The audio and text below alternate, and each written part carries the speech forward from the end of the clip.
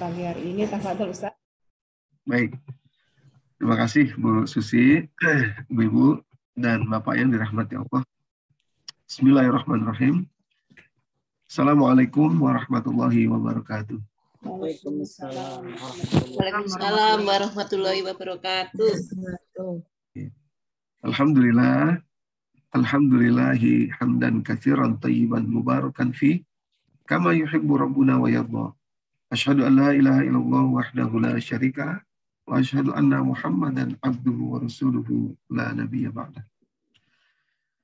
Allahumma salli wa sallim wa barik ala nabiyyina Muhammadin wa ala alihi wa sahbihi ajma'in. Amma ba'd. Wa yaqulullah ta'ala fi kitabihil karim. A'udzu billahi minasyaitonir rajim. Wa azin fin nasi bil hajji ya'tuka rijalan wa ala kulli dhamir ya'tina min kulli fajjin amin.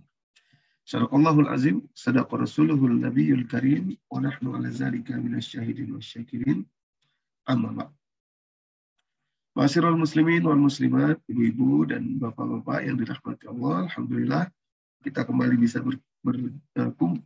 berkumpul melalui media Zoom ini atas rahmat dan kasih sayang Allah Subhanahu wa taala Dia memberikan kepada kita semua yang kita rasakan dan yang menjanjikan kepada kita kehidupan yang akan datang, kehidupan sesudah kehidupan ini, kita senantiasa berdoa, berusaha agar kita memasuki kehidupan yang baru nanti itu dalam keadaan yang bahagia, atau nama lainnya adalah husnul khatimah.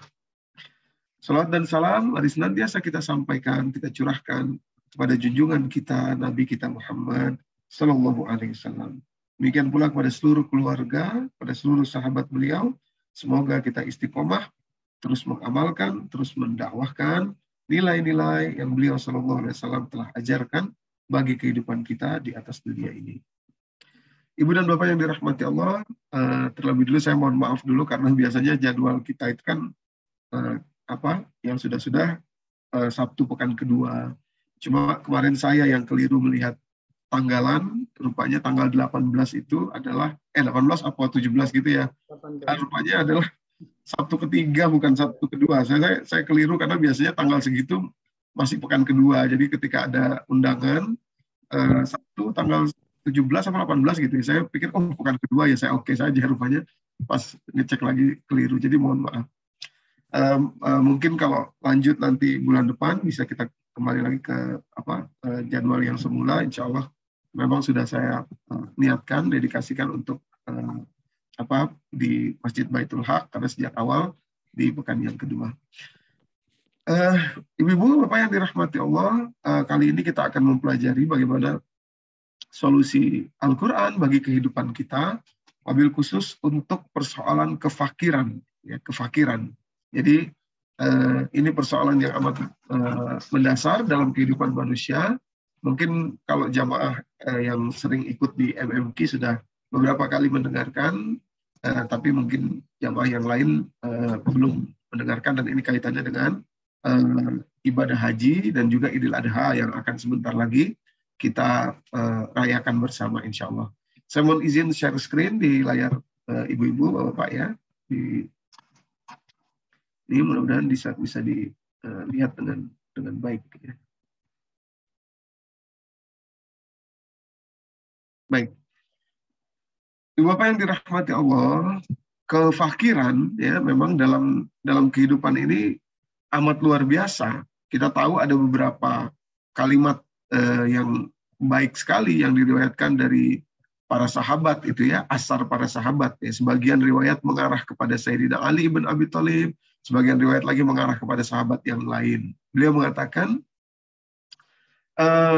kekufuran itu sungguh dekat, kefakiran itu sungguh dekat dengan kekufuran. Bahkan sebagian lagi dalam beberapa riwayat dikatakan seandainya kefakiran itu seorang manusia, pasti saya akan bunuh dia itu supaya dia tidak sampai merusak ya keimanan seorang manusia. Jadi al-faqru qaribun minal kufr. Jadi kefakiran itu memang dekat terhadap kekafiran ya. Maka itu mungkin banyak kita saksikan orang-orang yang fakir itu imannya juga lemah gitu. Jadi kalau diberi bantuan sedikit bisa akidahnya bisa luntur gitu ya. Jadi kefakiran ini memang masalah yang besar dalam kehidupan kita.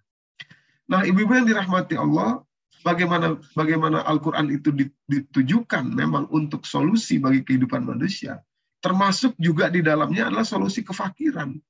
Gitu. Fakir agak berbeda dengan miskin ya. Mungkin saya jelaskan dulu kali ya. Atau nggak perlu ya? Kira-kira sudah ini Bu, Ibu sudah paham apa bedanya fakir dan miskin? Jelaskan aja, Ustaz. Oh, oke, iya. Baik. Fakir berbeda dengan miskin, ya, Ibu-ibu. Saya jelaskan sedikit saja ya, mungkin. Jadi kalau kita buka nanti, saya tulis di sini ya, ini tambahan saja. Quran surat kedua. Quran surat kedua, ayat 273 ya. Fakir. Kemudian nanti miskin, ya, miskin itu bisa beberapa contoh kita ambil, ya, misalkan karena miskin itu diambil dari kata maskana, ya. Maskana itu merana artinya. Jadi kelihatan deritanya tuh kelihatan gitu ya. Nah, misalkan kita bisa ambil Quran surat ke-3 untuk miskin, nah, mengambil kata maskananya ya, mengerti apa itu kata maskananya, yaitu ayat yang ke-112 ya.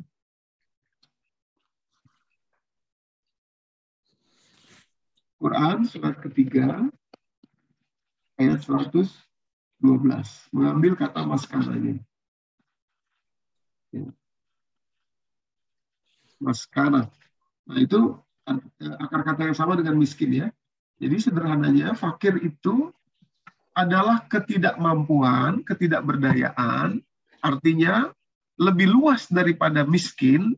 Dan yang kedua, kalau miskin itu kelihatan tampilannya, tapi kalau fakir itu nggak kelihatan. Ya.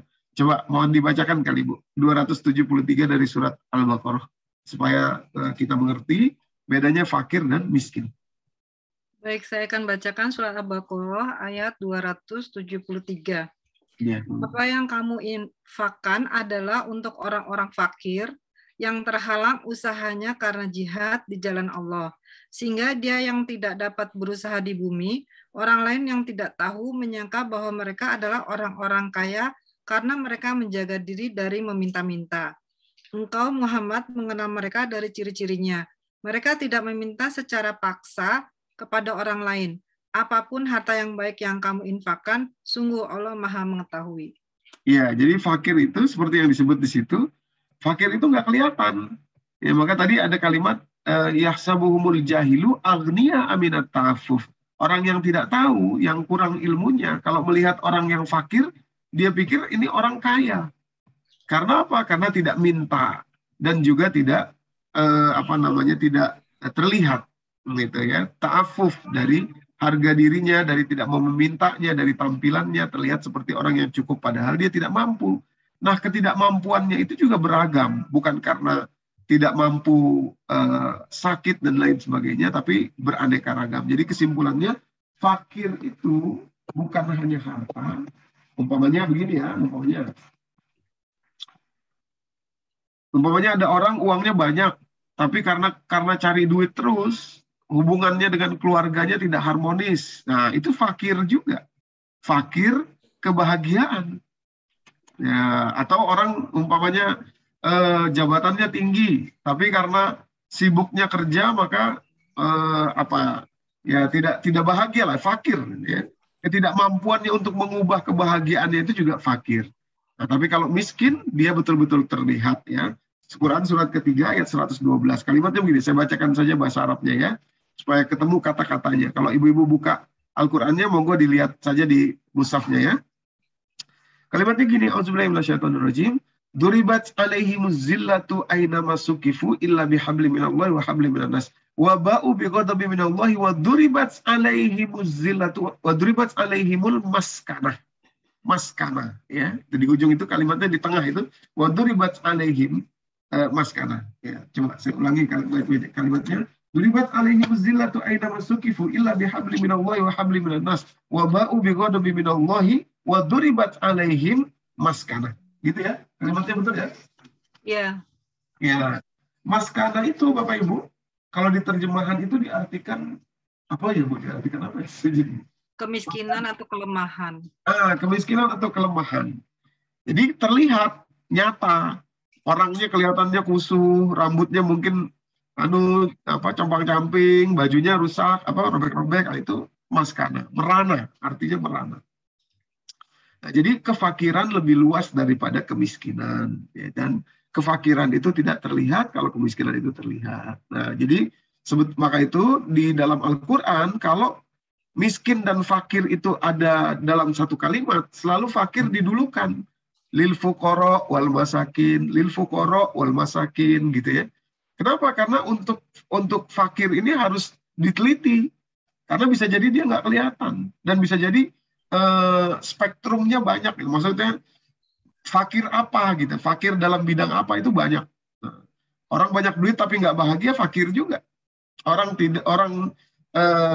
bahagia tapi tidak punya uang, ya fakir juga, nggak bisa ada kurang juga gitu. Tidak sehat juga fakir kesehatan gitu ya.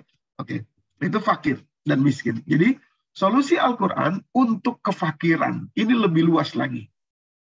Ya, bukan hanya finansial, tapi keseluruhannya, kesemuanya ya.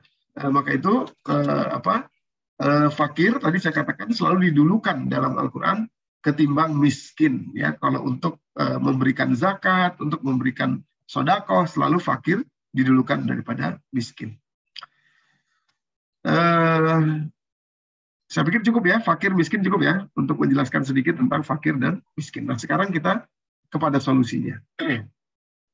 Belum nanti masuk kepada solusi. Lalu kita geser ke sini dulu ya. Saya mau menunjukkan dulu kata-kata fakirnya, nanti baru kembali. Nah, jadi ibu-ibu, bapak-bapak, ini adalah hadis Nabi, hadis sahih ya. Derajatnya, kesohihan derajat ini adalah mutawatir dalam ilmu hadis. Mutawatir itu di atas sahih, karena mutawatir itu matannya, isinya itu sahih, dan juga sanadnya itu juga kuat ya, istilahnya rajih gitu ya. Benar, hadisnya itu benar, mutawatir. Hadis ini dalam kitab, dalam berbagai kitab bisa kita jumpai, yaitu pertama dalam kitab Sunan An-Nasa'i nomor hadis 2631. Nanti silahkan kalau ingin merujuk langsung kepada kitabnya bisa. Atau dalam Sunan At-Tirmizi nomor hadis 810. Atau dalam Sunan Imam Ahmad ya, dalam buku yang ke-1 atau kitab ke-1 nomor hadis 387. Karena Sunan Imam Ahmad itu dibagi beberapa ya, seperti halnya kitab fikih Said Sabiq yang diterjemahkan ke dalam berbagai bahasa, itu juga berjilid-jilid, ada sekian banyak gitu kira-kira. Nah, ibu yang dirahmati Allah, kalimatnya ya dari sahabat Ibnu Mas'ud, Abdullah Ibnu Mas'ud maksud saya, Abdullah Ibnu Mas'ud radhiyallahu anhu. Sahabat Abdullah Ibnu Mas'ud radhiyallahu anhu. Beliau mengatakan bahwa Rasulullah SAW bersabda, tabi'u bainal haji wal umrah. Ya, ikutilah ya, atau lakukanlah haji umrah. Fa innahuma, karena kedua-duanya itu, menariknya, kedua-duanya itu. Artinya apa? Umpamanya ada orang umrah saja karena tidak di musim haji, masuk juga kriteria ini. Karena haji dan umrah. Gitu ya. Nah, apalagi kalau haji seperti jamaah haji kita sekarang, tentu saja masuk juga umrohnya, karena mereka juga pasti berumroh. Jadi fa'innahuma, karena keduanya itu, yaitu haji atau umroh saja, yang umroh, apa dia? Yanfiyanil faqr, ya, yanfiyanil faqr wazzunub, karena keduanya itu akan meruntuhkan atau menghilangkan kefakiran dan dosa. Kalimatnya fakir. Memang kalau diterjemahkan dalam bahasa Indonesia di berbagai kitab itu diterjemahkan sebagai kemiskinan, tapi sebetulnya kefakiran. Tadi kita sudah paham ya, fakir itu lebih luas, lebih besar. Ya, bukan hanya dimensi atau bukan hanya sisi finansial saja, tapi semuanya masuk gitu ya. Fakir wa zunub, ya. Haji dan umroh itu menghilangkan kefakiran dan dosa-dosa. Hebatnya adalah ibu-ibu, dalam kalimat hadis ini, fakir itu bahkan disebut lebih dulu, baru kemudian dosa. Lebih cepat menghilangkan fakirnya, kira-kira begitu ya. Jadi kalau dalam terminologi Al-Quran, hadis-hadis yang sahih itu apa yang disebut lebih dulu itu ada pengaruhnya dibanding yang disebut belakangan. Kenapa dia di depan, kenapa dia di belakang, itu ada sebabnya gitu ya. Jadi haji dan umroh keduanya itu menghilangkan kefakiran dan dosa.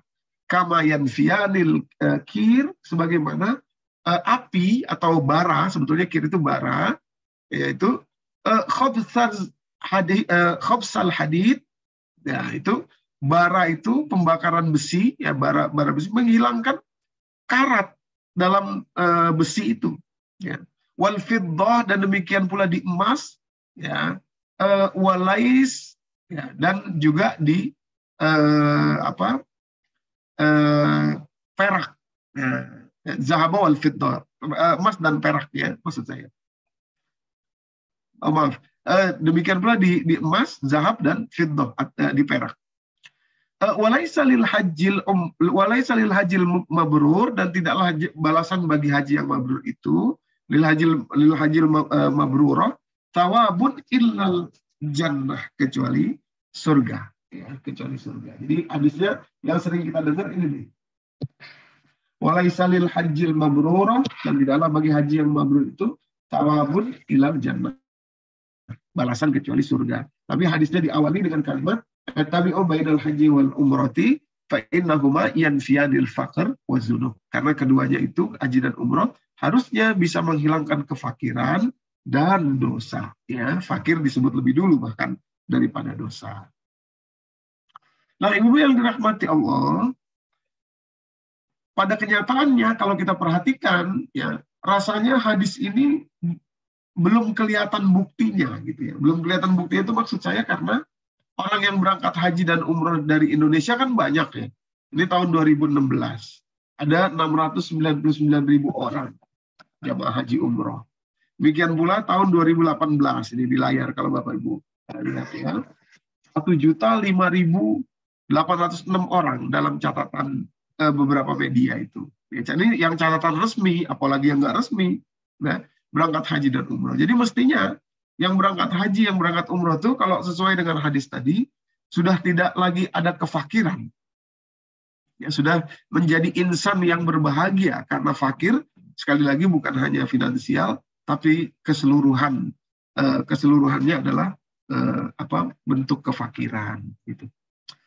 Nah, kenapa belum terbukti? Ya, terus terang kita masih merasa dalam hidup, apalagi di masyarakat, kita melihat masih jauh dari hilangnya kefakiran ini masih amat jauh. Kenapa demikian? Nah, sebelum nanti kita masuk lebih dalam, kita langsung dulu ingin saya katakan bahwa kita ada PR, yaitu menggeser ini, Ibu. Nah, ini solusinya dari Al-Quran ya. Ini saya gambarkan dulu gambaran. Assalamualaikum Ustaz. Waalaikumsalam. Ya. Baik, lanjut ya. Ini kita gambarkan dulu ininya. Kita gambarkan dulu yang garis bawahnya ya. Nanti baru kita jelaskan satu persatu. Jadi ada persoalan ya dalam kebiasaan kita beribadah ini, yaitu terlalu fokus kepada cari pahala. Ibu-ibu yang dirahmati. Terlalu fokus untuk cari pahala. Ya, sehingga kita lupa bahwa rangkaian ibadah itu di dalam Al-Quran itu sebetulnya fokusnya bukan pahalanya, tapi pelajarannya. Nah, semua ada pelajarannya itu, Ibu-ibu. Puasa ada pelajarannya, sholat ada pelajarannya, apalagi semua ada pelajarannya. Itulah yang di awal dulu kita pernah ngaji, bahwa Al-Quran ini isinya 75% ini kisah. Isinya itu. Yang perintah cuma 10% saja. 10 atau mungkin 15%. Jadi perintah-perintah ibadah mahdhah seperti sholat, zakat, haji, ya itu hanya 10-15% saja. Sisanya itu yang banyak adalah kisah. Kisah itu kan kita belajar. Gimana karakter ini, gimana itu, gimana ini. Pelajaran. Nah, mohon maaf kita terlalu fokus ini kepada pahala. Pahala ya apa tidak ada? Ya pahala pasti ada. Sudah pasti Allah akan berikan pahala. Sudah pasti Allah akan berikan ganjaran, gitu ya. Tapi kok kita fokusnya kepada pahala saja, umpama begini. Umpama jamaah haji umroh ya, Ustadz, ini saya kepingin ke apa misalkan ke mencium Hajar Aswad misalkan, pahalanya sekian, ininya sekian, atau misalkan sholat di masjid ini pahalanya Masjidil Haram 100.000 pahalanya, di Masjid Nabawi sekian. Itu pahala itu mah sudah ada. Tidak perlu kita hitung-hitung, tidak perlu kita pikirkan lagi, sudah berjalan. Yang justru harus kita fokuskan ini bergeser dari pahala kepada pelajaran. Apa sih pelajarannya? Kenapa kita berhaji dan berumroh, dan demikian pula Idul Adha, ya. Pelajarannya apa? Baik.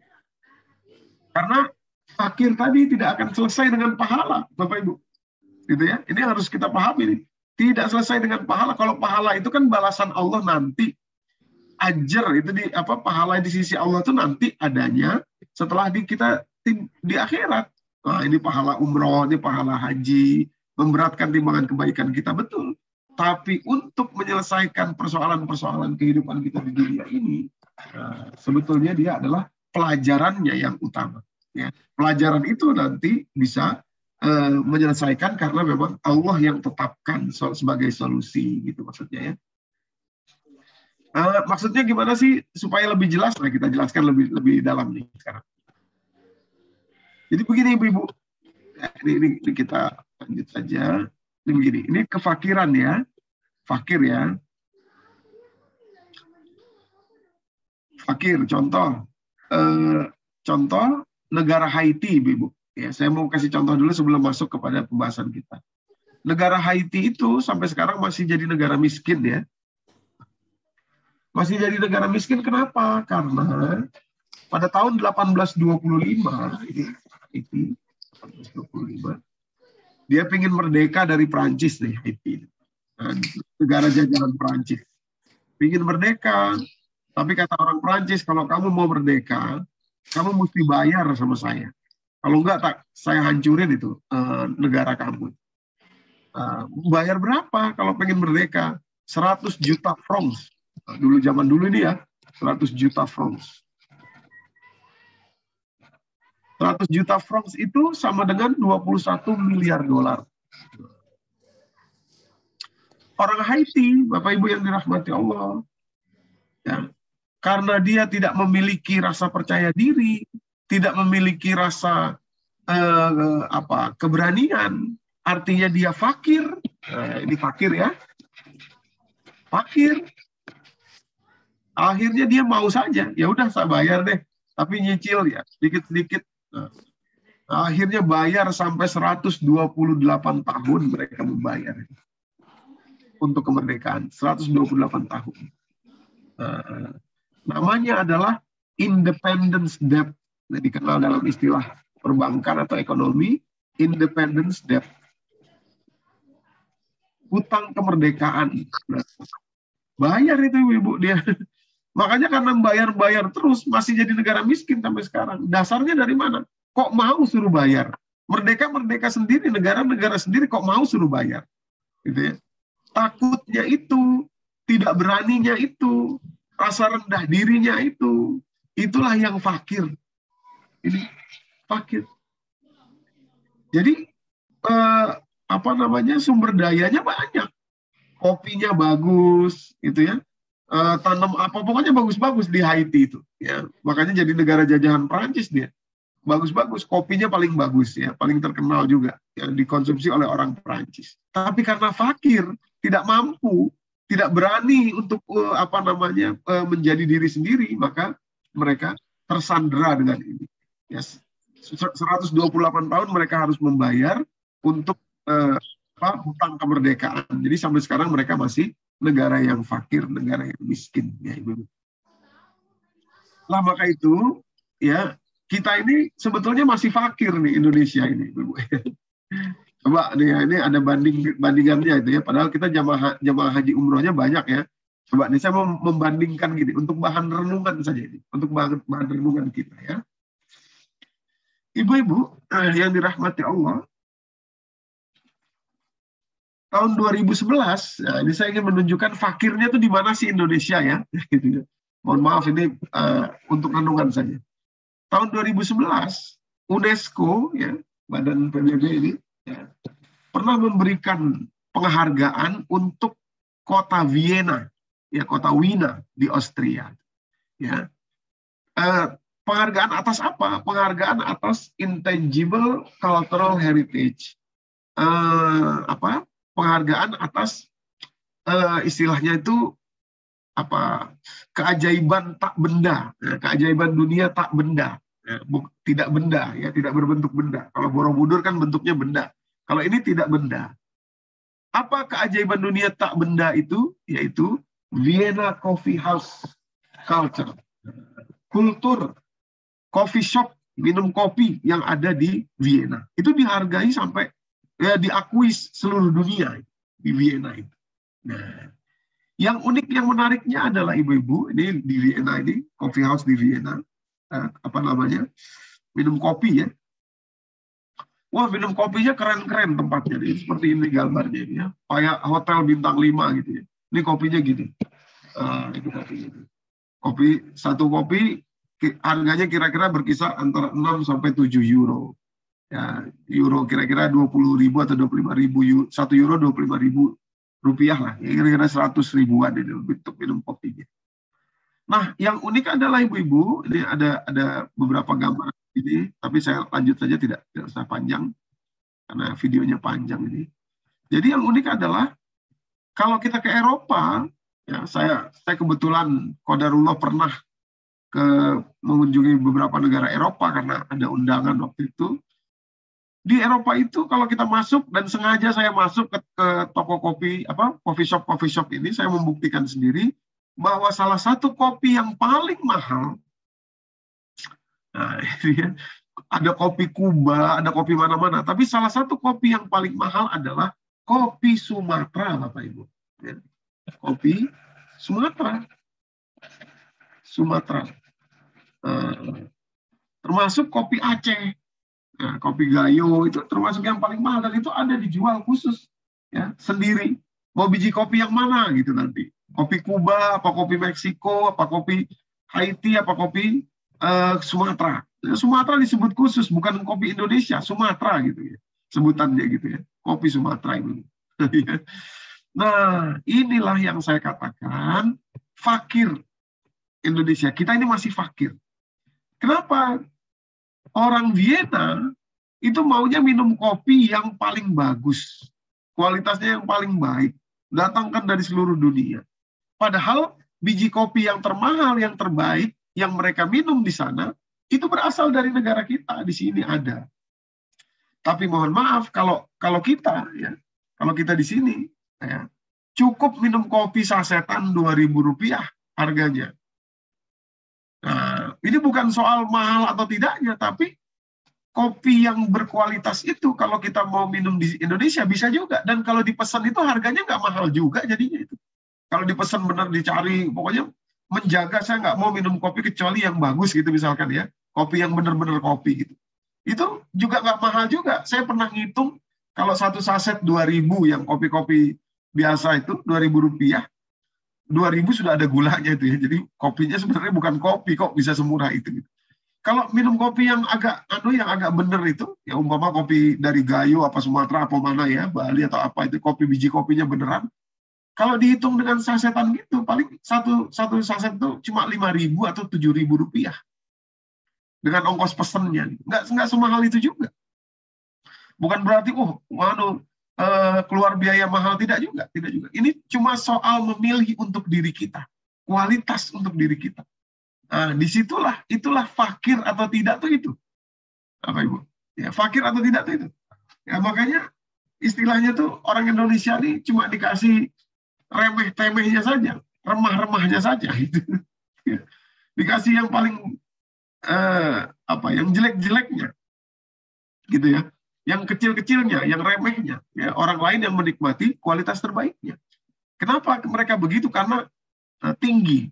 Ya, mereka tidak mau yang kecil-kecil, yang tidak mau yang remeh-remeh gitu ya. Nah, itulah fakir atau tidak tuh di situ. Ya, fakir atau tidak. Ini sekali lagi bukan soal banyak duit atau tidak. Wah iya, banyak duit minum kopinya ya begitu. Enggak. Tapi itu bisa diatur. Ya, soal bagaimana menyimpan uangnya yang tadi kalau orang minum kopi 2.000 itu kan isinya macam-macam. Maka itu banyak dokter yang sekarang itu melarang minuman saset-saset itu karena banyak kimiawinya ketimbang aslinya gitu ya, Ibu. Nah, jadi inilah kefakiran. Nah, ya, kefakiran. Nah, padahal jamaah haji kita banyak, ya 1 juta orang tadi 2018, jamaah umroh gitu juga, ya apalagi kalau kita kaitkan dengan bagaimana kita beridul adha setiap tahun. Nah, idul adha itu kan berkaitan dengan haji, ya, dengan orang berhaji di sana, kemudian kita di sini beridul adha gitu. Nah, jadi tadi kita sudah jelaskan salahnya adalah ketika kita fokus kepada pahala saja. Maka itu ini ada hadis yang ingin saya sampaikan nanti sebelum masuk bagaimana khusus wukuf Arafah dan Maqam Ibrahim harusnya bisa menuntaskan kefakiran.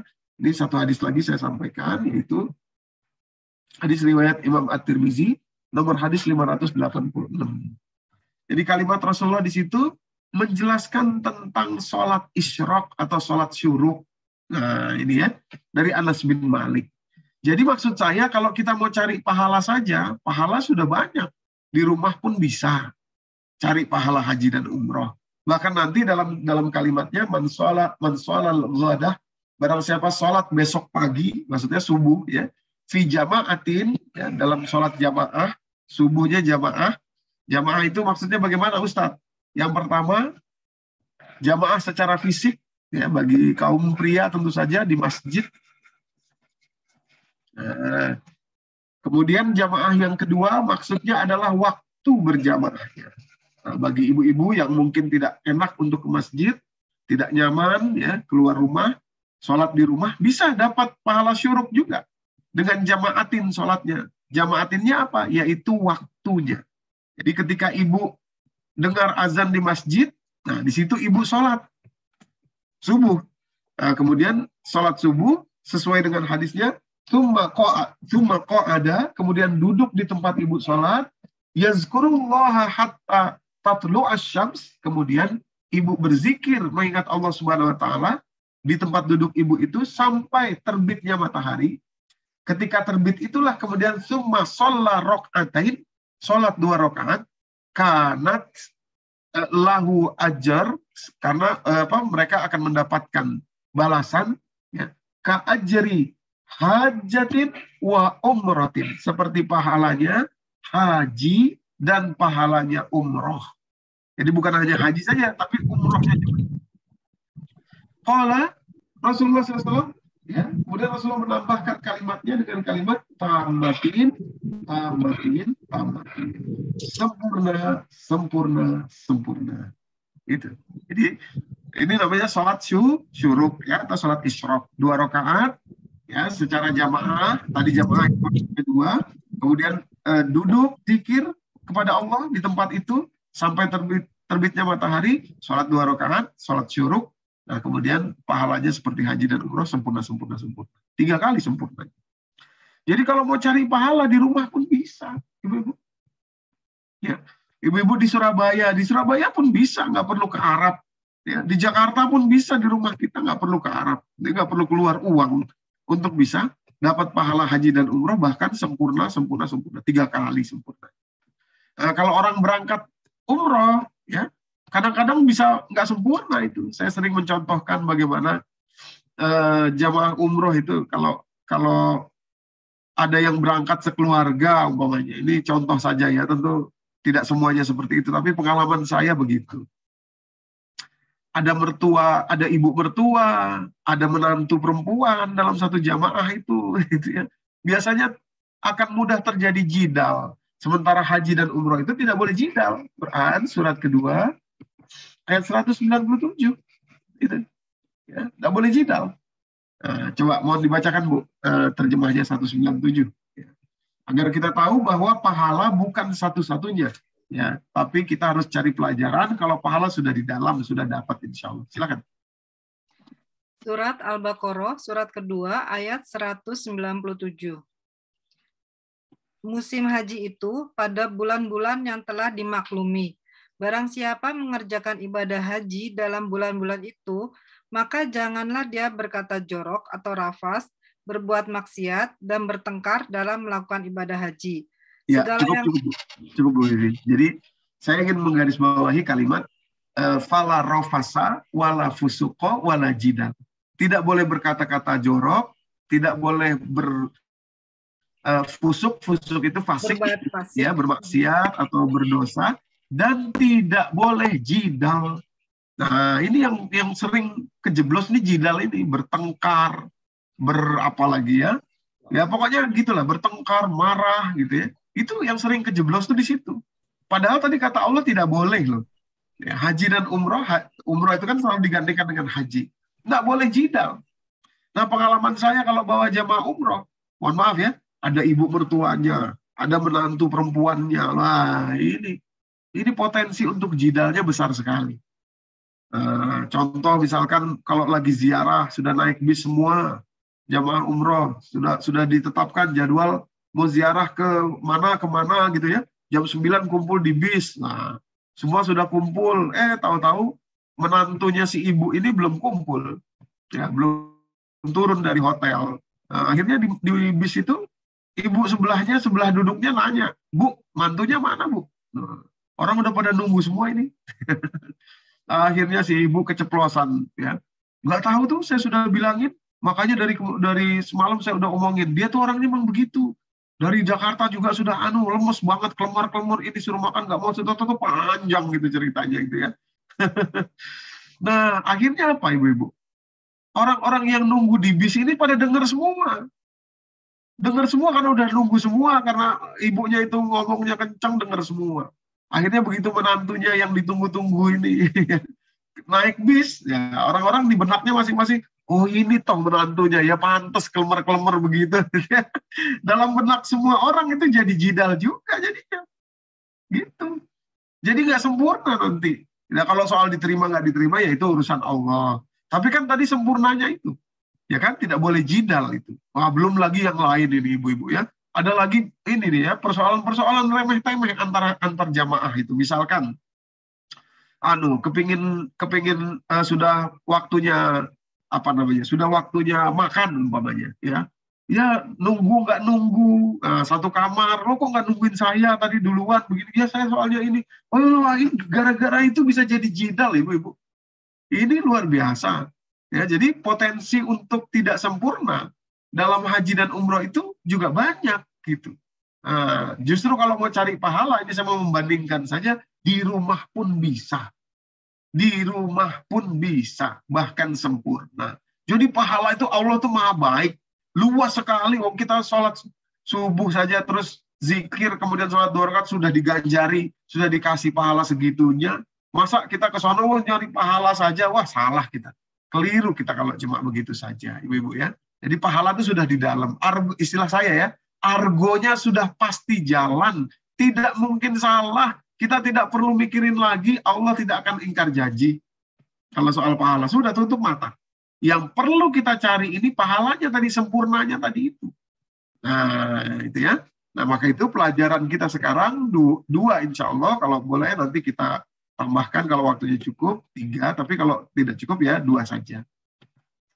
Pelajaran pertama adalah ini, wukuf Arafah. Ya, sebelum masuk tadi, sebelum masuk wukuf Arafah, saya sampaikan dulu kuncinya ya. Kuncinya kuncinya haji dan umroh ini. Sama juga seperti yang lain tadi ya, ibadah-ibadah yang lain itu sama. Itu pelajaran semuanya. Jadi pahala itu sudah ada, nggak usah dihitung pahalanya. Pahalanya sudah pasti, tapi pelajarannya. Semua gitu, sama ya. Sholat umpamanya. Ada orang, wah, saya sholat, saya sholat sholat hajat misalkan. Berapa ininya, berapa pahalanya, berapa nggak usah dihitung kalau itu sih. Sudah pasti ada. Yang penting sholatnya khusyuk, bagaimana koneksinya kepada Allah, pelajarannya kan itu. Nah, demikian pula haji umroh dan Idul Adha. Mana pelajarannya? Quran surat ke-22 ayat 27 dan 28. Mohon dibacakan dulu 27. Surat Al-Hajj surat ke-22 ayat 27 dan 28. Ya. Ayat 27. Dan serulah manusia untuk mengerjakan haji. Niscaya mereka akan datang kepadamu dengan berjalan kaki atau mengendarai setiap unta yang kurus. Mereka datang dari segenap penjuru yang jauh. Ya. Ayat 28. Sebentar, 27 dulu. Ya. Jadi serulah manusia wa azin fin nasi bil haji ya'tuka rijalan wa ala kulli dhamir ya'tina min kulli fajjin amik. Serulah manusia, panggillah manusia maksudnya ya, untuk berhaji, datang berhaji ke sana. Haji dan umroh juga. Umroh itu sebetulnya haji yang kecil, cuma bukan dalam waktu haji gitu ya. Maka itu kalau ibu-ibu bapak ingat, kalau kita berumroh, padahal bukan musim haji loh ya. Oleh askar kalau ditertibkan itu dipanggilnya haji juga. Haji. Mamduk, kunak, gitu kan. Yeah. Ya, disebutnya haji juga. Kenapa? Karena haji itu sebetulnya tidak terpisah dari umroh. Ya. Haji itu artinya berhajat. Nah, haji yang disebut yang disebut ibadah ini adalah pada waktu yang sudah ditentukan, gitu. Pada waktu yang khusus, makanya itu disebut fi ayyamim ma'lumat, pada waktu yang sudah ditentukan, gitu. Tapi umroh sama juga. Oleh karenanya, wa azin fin nasi bil haji ya'tuka rijalan wa ala kulli dhamir ya'tina min kulli fajjin amik. Demikian pula umroh. Serulah manusia, panggillah manusia untuk berhaji dan juga berumroh, nanti akan datang dari segala penjuru manusia itu. Pertanyaannya, untuk apa? Nah, apa tujuannya berhaji dan berumroh itu? Tujuannya ada 3, ibu-ibu. Nah, pada ayat 28-nya, monggo Bu dibacakan. Supaya Al-Hajj ayat 28, supaya mereka menyaksikan berbagai manfaat bagi mereka. Oke, cukup dulu. 1, supaya mereka menyaksikan berbagai manfaat bagi mereka. Ya, 1 ya. Lagi-lagi saya harus ingatkan, di dalam Al-Quran, yang disebut lebih dulu itu selalu lebih penting ya ibu-ibu ya. Bahkan tidak jarang yang disebut lebih dulu itu menjadi syarat bagi yang disebut belakangan. Ya, contoh, sebelum masuk ke yang nomor 2, nomor 3 ya. Contoh, kalau ada iman dan amal soleh disebut dalam satu ayat, mesti iman yang disebut lebih dulu baru amal soleh. Kenapa kok begitu? Karena amal soleh saja, kalau tanpa iman, ya nggak diterima. Ya, contoh, ya orang, mohon maaf ya, orang kafir misalkan ya, orang yang belum Islam, dia berbuat baik. Ya, ada tuh di masjid sini, di tempat saya ngajar juga, setiap tahun mesti ngasih kambing, ya, ikut berkurban. Pertanyaannya, kurbannya itu diterima atau tidak? Oleh Allah. Tidak diterima. Bahkan tidak boleh dibagikan sebagai hewan kurban kambing yang dikasih oleh orang yang non-Islam tadi. Kenapa? Karena belum beriman. Gitu ya. Mana dalilnya Ustadz? Coba ya kita biar kuat ya. Kita pelan-pelan saja. Coba dalilnya kita ambil. Quran surat Ali Imran. Mau dibacakan, ini masih di sini ya Ibu-Ibu. Saya masih ingin menunjukkan betapa dalam ayat Al-Quran itu yang disebut lebih dulu itu ada tujuannya ya, lebih utama dan tidak jarang menjadi syarat bagi yang disebut belakangan. Quran surat ketiga ayat 116. Mohon dibacakan lagi, Bu. Surat Ali Imran ayat 116. Ya. Sesungguhnya orang-orang kafir, baik harta maupun anak-anak mereka, sedikit pun tidak dapat menolak azab Allah. Mereka itu menghuni neraka dan mereka kekal di dalamnya. Ya. Jadi innallazina kafaru lan tughniya anhum amwaluhum wala auladuhum. Harta mereka tadi yang dibuat beli kambing, disumbang buat dalam Idul Adha, itu tidak bisa menolong mereka. Artinya apa? Tidak diterima. Kenapa? Karena mereka belum beriman. Nah, jadi ada orang tidak beriman tapi berbuat baik, nggak ada ini, tidak ada dampaknya, ya, tidak diterima oleh Allah. Kenapa? Karena tidak beriman. Ibu. Jadi iman disebut lebih dulu menjadi syarat bagi yang disebut belakangan, yaitu amal soleh. Demikian pula sholat dan zakat. Kalau ada bersamaan, selalu sholat yang disebut lebih dulu, baru kemudian zakat. Kenapa? Kalau ada orang tidak sholat, tapi dia bayar zakat, zakatnya tidak diterima Allah. Kok gitu Ustaz? Nah, dalilnya banyak. Salah satu hadis, Nabi SAW bersabda begini, awalu ma yuhasabu abdun yaumal qiyamati as-salah. Iza salaha sholaha sairu amali wa iza fasada sairu amali.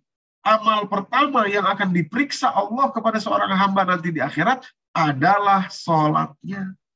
Kalau sholatnya baik, maka baru buka amal yang lain. Cek amal yang lain, lihat. Tapi kalau sholatnya sudah tidak baik, sudah pasti amal yang lain pun tidak perlu dibuka, sudah tidak diterima. Nah, maka itu sholat disebut lebih dulu. Ya, sholat disebut lebih dulu. Sampai kalau ada orang bilang, lebih mending mana Ustadz? Ada orang zakatnya rajin tapi tidak sholat. Tapi satu lagi ada orang sholat tapi pelitnya nggak karu-karuan, nggak mau bayar zakat. Lebih baik mana? Ya nggak ada yang baik. Tapi kalau dibandingkan dua, lebih mending orang yang sholat. Walaupun dia tidak bayar zakat. Kena azab juga karena hartanya kan nanti akan dihitung. Ya tapi dia punya pahala sholat. Kalau dia khusyuk dan ikhlas. Daripada orang nggak sholat, sudah semuanya sudah tidak akan diterima. Oke? Itu ya ibu-ibu, itu rumus ya yang harus kita pakai itu. Harus kita pakai dalam setiap kali kita mempelajari, mentadaburi Al-Quran. Rumus tafsir ya. Yang disebut lebih dulu selalu maknanya lebih kuat dan bahkan tidak jarang menjadi syarat bagi yang belakangan. Nah, kembali ke pelajaran kita, tadi Bu Vivi sudah sebutkan, tujuan umroh dan haji itu yang pertama sekali. Sebelum yang lain-lainnya, tadi saya katakan ada 3 ya. Sebelum yang lain-lainnya adalah supaya mereka menyaksikan berbagai manfaat bagi kehidupan mereka. Liyashhadu manafi'alahum. Kehidupan itu dia, umpama gini. Bu Husnul, Bu Susi, Bu Vivi, saya. Kita ini kan hidup di Indonesia, toh. Ya kan? Lah kita berangkat haji di sana. Maksudnya kalimat Allah ini, manafi'alahum untuk kehidupan kita, berarti manfaatnya untuk kehidupan kita di Indonesia ini. Nah, itu. Bukan di sananya. Kalau di sananya kita tidak tinggal di sana, toh. Kita tinggal di Indonesia. Liyashhadu manafi'alahum, kalimat lahum ini untuk mereka, untuk kehidupan mereka, artinya untuk kehidupan kita di kampung halaman. Sama juga orang yang berangkat umroh dari Australia umpamanya, begitu juga. Orang berangkat umroh dari Amerika sesuai dengan kampung halaman mereka, maka itu namanya manafi'a lahum ya, bagi mereka. Artinya apa? Ada solusi dalam haji dan umroh ini yang generik, berlaku bagi semua manusia dimanapun mereka tinggal, dimanapun mereka berada, gitu ya. Itu yang pertama ya, liyashhadu manafi'alahum. Yang kedua, Bu Bibi, silakan bacakan. Yang kedua, dan supaya mereka menyebut nama Allah pada hari yang telah ditentukan atas rezeki yang Allah sudah dulu. Jadi supaya mereka wa yazkuru ismallahi fi ayyamin ma'lumat ya, fi ayyamin ma'lumat. Ini yang kedua. Supaya mereka menyebut nama Allah di hari-hari yang sudah ditentukan. Inilah rangkaian ibadahnya nih. Ya, tanggal 9 ke Arafah, wukuf. Tanggal 10 menuju Muzdalifah, mabit di Muzdalifah, mengumpulkan jamarot atau kerikil. Kemudian tanggal 11 bertolak ke Mina. Kemudian melontar jamarot 11, 12, 13 di hari tasyrik. Nanti tawaf wada setelah selesai semua. Sebelumnya tawaf awal ya kedatangan. Kemudian sa'i sekian, ininya sekian dan seterusnya. Harus mengambil miqat. Kalau dari Madinah ada beberapa tempat. Kalau dari Jeddah misalkan langsung masuk ke Mekah bisa mengambilnya juga di beberapa tempat gitu ya.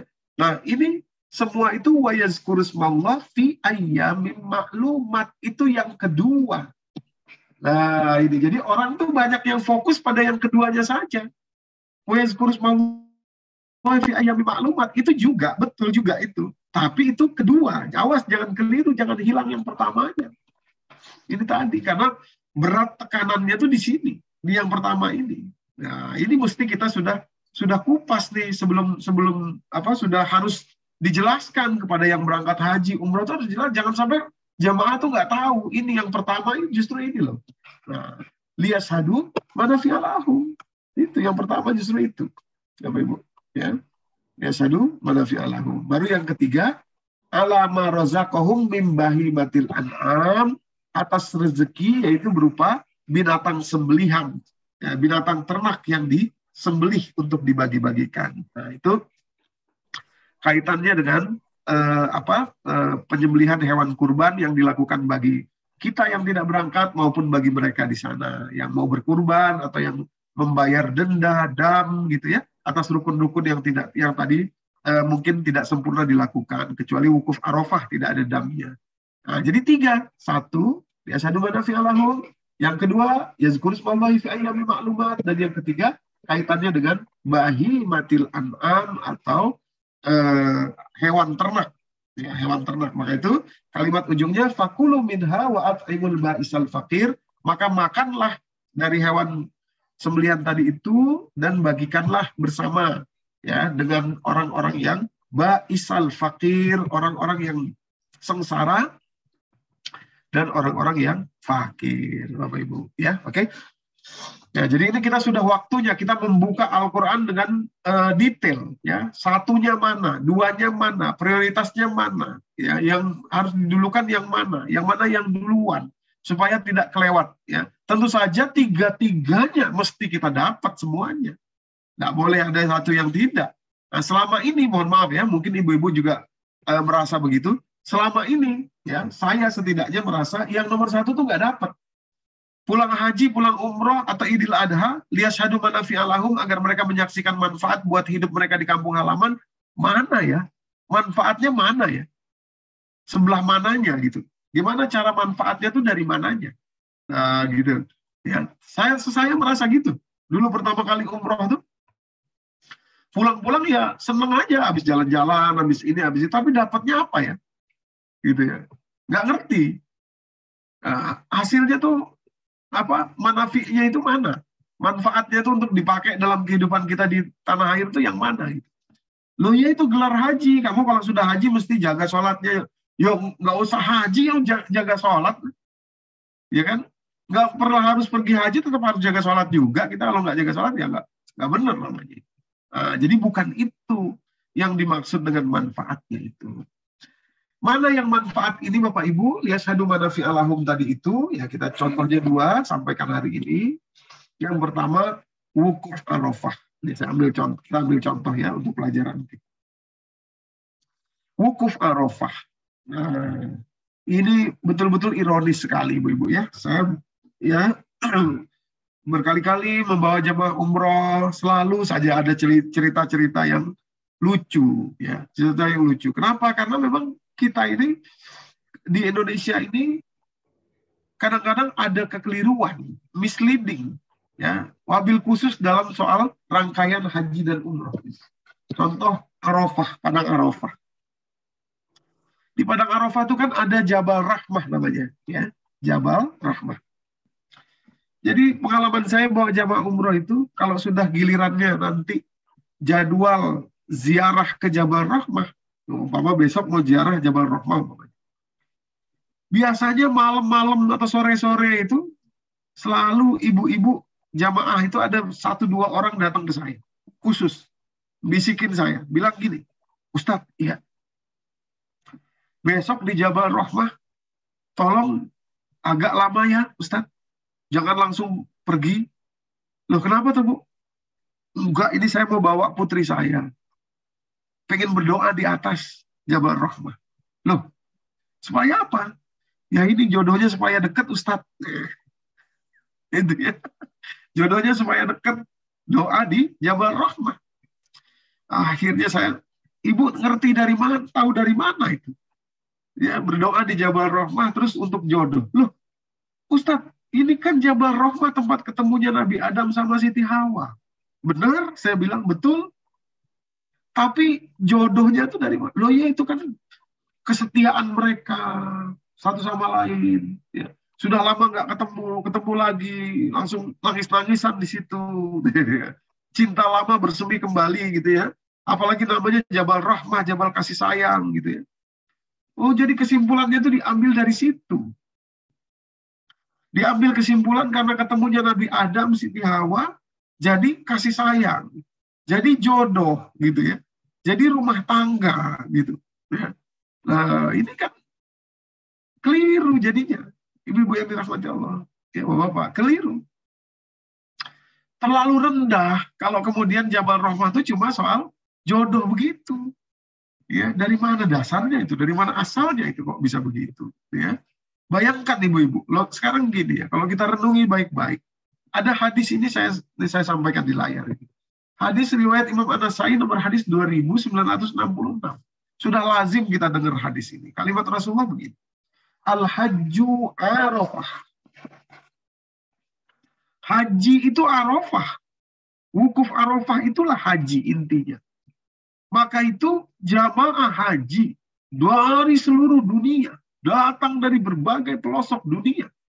Kalau dia tidak wukuf di Arafah, maka tidak diterima seluruh rangkaian hajinya. Artinya apa? Artinya kan segitu pentingnya wukuf Arafah ini. Di Arafah ini. Termasuk di dalamnya Jabal Rahmah tadi itu. Segitu pentingnya. Sampai-sampai orang kalau berangkat haji, semuanya dia lakukan. Tawaf sudah dia lakukan, sa'i sudah dia lakukan, nanti kemudian melontar jamarat juga dia lakukan. Tapi dia tidak wukuf di Arafah, batal semuanya. Nggak peduli Allah mau dari Indonesia kek, mau keluar uang sekian puluh juta kek, mau nunggu 75 tahun, 50 tahun, pokoknya kamu kalau nggak wukuf Arafah, batal hajimu sudah. Terus gimana? Ya mesti berikutnya, tahun berikutnya, kalau ada lagi. Gitu. Di wukuf Arafah itu 9 Zulhijjah. Pokoknya 9 Zulhijjah itu nggak boleh lain, harus wukuf Arafah. Itu kalau ingin haji. Nah, kalau kita renungi segitu pentingnya, segitu menentukannya wukuf Arafah, masa pelajarannya cuma soal asmara ini? Masa pelajaran cuma soal cinta sih? Remeh sekali, nah. Remeh sekali. Bagaimana kalau orang yang nggak punya jodoh? Kan ada orang yang nggak punya jodoh. Ibu-ibu, maksudnya nggak punya jodoh tuh sampai wafat tidak menikah gitu loh. Kan ada, apa salah? Ya enggak. Banyak ulama-ulama yang tidak menikah. Ya, Imam Ibnul Qayyim Al-Jauziyah tidak menikah beliau. Ya, sibuk dengan pengajarannya. Apakah salah? Ya tidak. Gitu ya. Berarti kan bukan itu pelajarannya. Bukan soal asmara. Bukan soal jodoh. Bukan soal cinta di situ tuh. Jabal Rahmah itu. Ada yang lain. Inti sekali. Inti dalam kehidupan manusia, pelajaran dari Jabal Arafah yang di dalamnya ada Jabal Rahmah. Ya, maka itu saya kadang-kadang suka berseloroh sama ibu-ibu, sama jamaah yang umroh dengan saya. Jangan lagi lah kita berpikir Jabal Rahmah itu tentang jodoh, tentang ini, jangan. Harus kita sudah masuk ke intinya.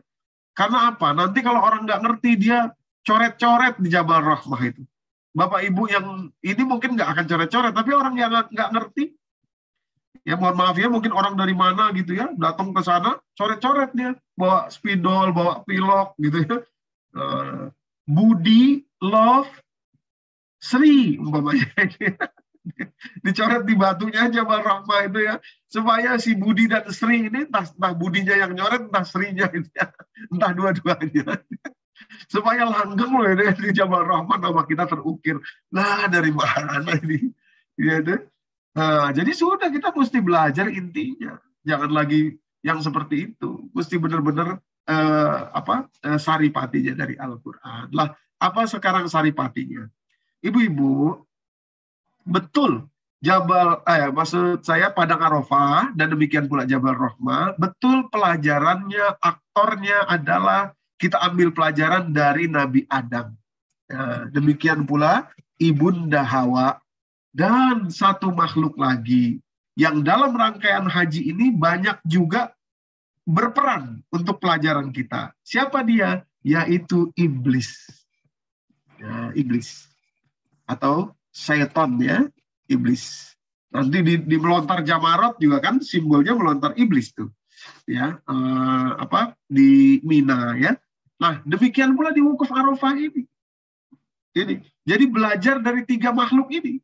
Pertama Nabi Adam, yang kedua Ibunda Hawa, dan yang satu lagi iblis. Dan itulah yang kita akan dapati di dalam Al-Quran. Kalau kita buka Al-Quran, kisah tentang Nabi Adam, Siti Hawa selalu berkaitan dengan iblis. Selalu juga ada penyebutan iblis. Dalam berbagai tempat di dalam Al-Quran, ketika Nabi Adam, Siti Hawa disebutkan, selalu ada iblis ikut disebutkan di situ. Ya itu. Jadi pelajarannya tidak lepas ini 3 makhluk ini. Ya contoh 5 kali kisah Nabi Adam, Siti Hawa dan iblis ini disebutkan dalam Al-Quran. Yang pertama di dalam surat kedua, mulai dari ayat 30 sampai 38. Yang kedua surat ke-7 Al-A'raf, mulai dari ayat ke-11 sampai ayat 27. Yang ketiga di pertengahan surah ke-17, surah Al-Isra. Yang keempat di pertengahan surah ke-18, surah Al-Kahfi. Ya, yang poin intinya di ayat ke-50. Kemudian yang kelima nanti kita temukan di pertengahan surah Toha, surah yang ke-20. 5 kali disebut itu. Setiap kali disebut mesti 3. Mesti ada Nabi Adam, mesti juga kalau Siti Hawanya namanya nggak disebut secara langsung ya, tapi disebutnya istri ya. Wa ya adamuskun anta wa zaujukal jannah, dan istrimu namanya nggak disebut, tapi perannya beliau Ibunda Hawa itu Siti apa istri, maksud saya istri. Jadi Nabi Adam, istrinya, dan iblis. Nah, Bapak Ibu yang dirahmati Allah, pelajarannya begini. Nabi Adam, istri beliau, yaitu Ibunda Hawa. Demikian pula iblis. Tiga-tiganya bertempat tinggal tadinya di surga. Kemudian melakukan kesalahan ketiganya mereka ini, dan mereka diusir dari surga. Nabi Adam diusir, Siti Hawa diusir, demikian pula iblis diusir dari surga, diturunkan dari surga oleh Allah Subhanahu wa taala. Bedanya adalah iblis dilaknat oleh Allah, sementara Nabi Adam dan Ibunda Hawa disayangi oleh Allah. Walaupun sudah melakukan kesalahan sedemikian rupa, walaupun beliau berdua ini terusir dari surga. Nah, itulah pelajaran intinya dari Arafah ini.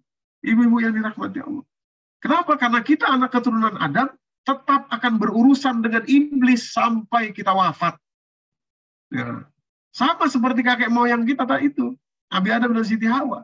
Oleh karenanya itulah pelajaran inti dari wukuf Arafah ini yang mestinya juga kita dapatkan. Jadi nanti kita tanggal 9 Zulhijjah, puasa Arafah, hukumnya sunnah mu'akadah, mestinya kita belajarnya ini. Ya, belajarnya ini. Seharian itu kita puasa itu mesti kita belajar ini. Apa dia? Nah, ini dia, ibu-ibu. Jadi tadi 3 makhluk ya, iblis, Nabi Adam, Siti Hawa. Bedanya adalah ketika iblis diusir dari surga, surat ke-7 ayat ke-16 ya. Ketika dia diusir dari surga, dia berkata-kata sesuatu yang mengakibatkan dia dilaknat oleh Allah. Apa itu? Apa kata-kata dia yang kemudian membuat dia dilaknat oleh Allah? Silahkan mau dibacakan Bu, surat ke-7 ayat 16. Monggo. Surat Al-A'raf ayat 7 ayat 16. Ya. Iblis menjawab, karena engkau telah menyesatkan aku, pasti aku akan selalu menghalangi mereka dari jalanmu yang lurus. Ya. Jadi ketika iblis diusir dari surga, iblis menyalahkan Allah dengan kalimat mengatakan, Fabima aghwaytani. Ya Allah, karena engkau telah menyesatkan saya. Atau karena engkau telah memilihkan takdir untuk saya tersesat. Nah, ini kan logika yang kelihatannya benar, tapi keliru, ibu-ibu. Ya. Allah itu kan, jadi kata iblis gini, Allah itu kan maha mampu. Segala sesuatunya di tangan Allah. Kalau Allah tidak izinkan, saya nggak akan tersesat. Karena saya juga ada di tangan Allah. Kalau Allah tidak mau, saya nggak akan tersesat. Nah, ini saya tersesat ini karena Allah izinkan. Karena Allah takdirkan. Gitu. Nah, jadi iblis punya mental, ibu-ibu yang dirahmati Allah, yaitu istilah kerennya victim mentality. Ya, victim mentality. Mental menjadi korban. Nah, itu ya, mental menjadi korban. Sampai-sampai Allah sendiri yang dituding oleh dia. Karena dia memilih untuk jadi korban. Korban takdirnya Allah. Korban ketentuan Allah. Ya, victim mentality. Nah, ini sebetulnya pelajaran utama. Jangan sampai kita memiliki karakter atau sifat gampang sekali memposisikan diri menjadi korban. Karena itu gurunya adalah iblis. Guru dari karakter victim ini adalah tidak lain tidak bukan adalah iblis. Nah, dalam kehidupan kita banyak ini, ibu-ibu. Banyak sekali. Saya ketemu orang itu rata-rata ya, itu punya mentalnya begini, victim. gara-gara anu, gara-gara itu, gara-gara si unu, gara-gara persoalan ini, gara-gara persoalan itu. Pokoknya komplainnya itu orang semua yang salah. Orang lain selalu yang salah. Ya, dia tidak bisa introspeksi kepada dirinya sendiri. Ya, komplainnya bisa, gara-gara itu, gara-gara ini, gara-gara si anu, gara-gara si itu. Nah, itu sama tuh. Karakter, ya ini kita terbuka saja lah, frankly speaking, ini memang masalah ya, karakter yang harus diselesaikan. Tidak mau menjadi victim, ya, menjadi korban selalu. Ya. Nah, bedanya dengan Nabi Adam, ya, padahal Nabi Adam itu yang menggoda iblis. Kalau iblis tadi nggak ada yang goda dia milih sendiri tadi, milih sendiri untuk tidak tunduk kepada Allah karena harga dirinya itu ya, karena kesombongannya dia nggak mau. Nah, tapi kalau Nabi Adam dan Siti Hawa, Nabi Adam jelas-jelas digoda oleh iblis.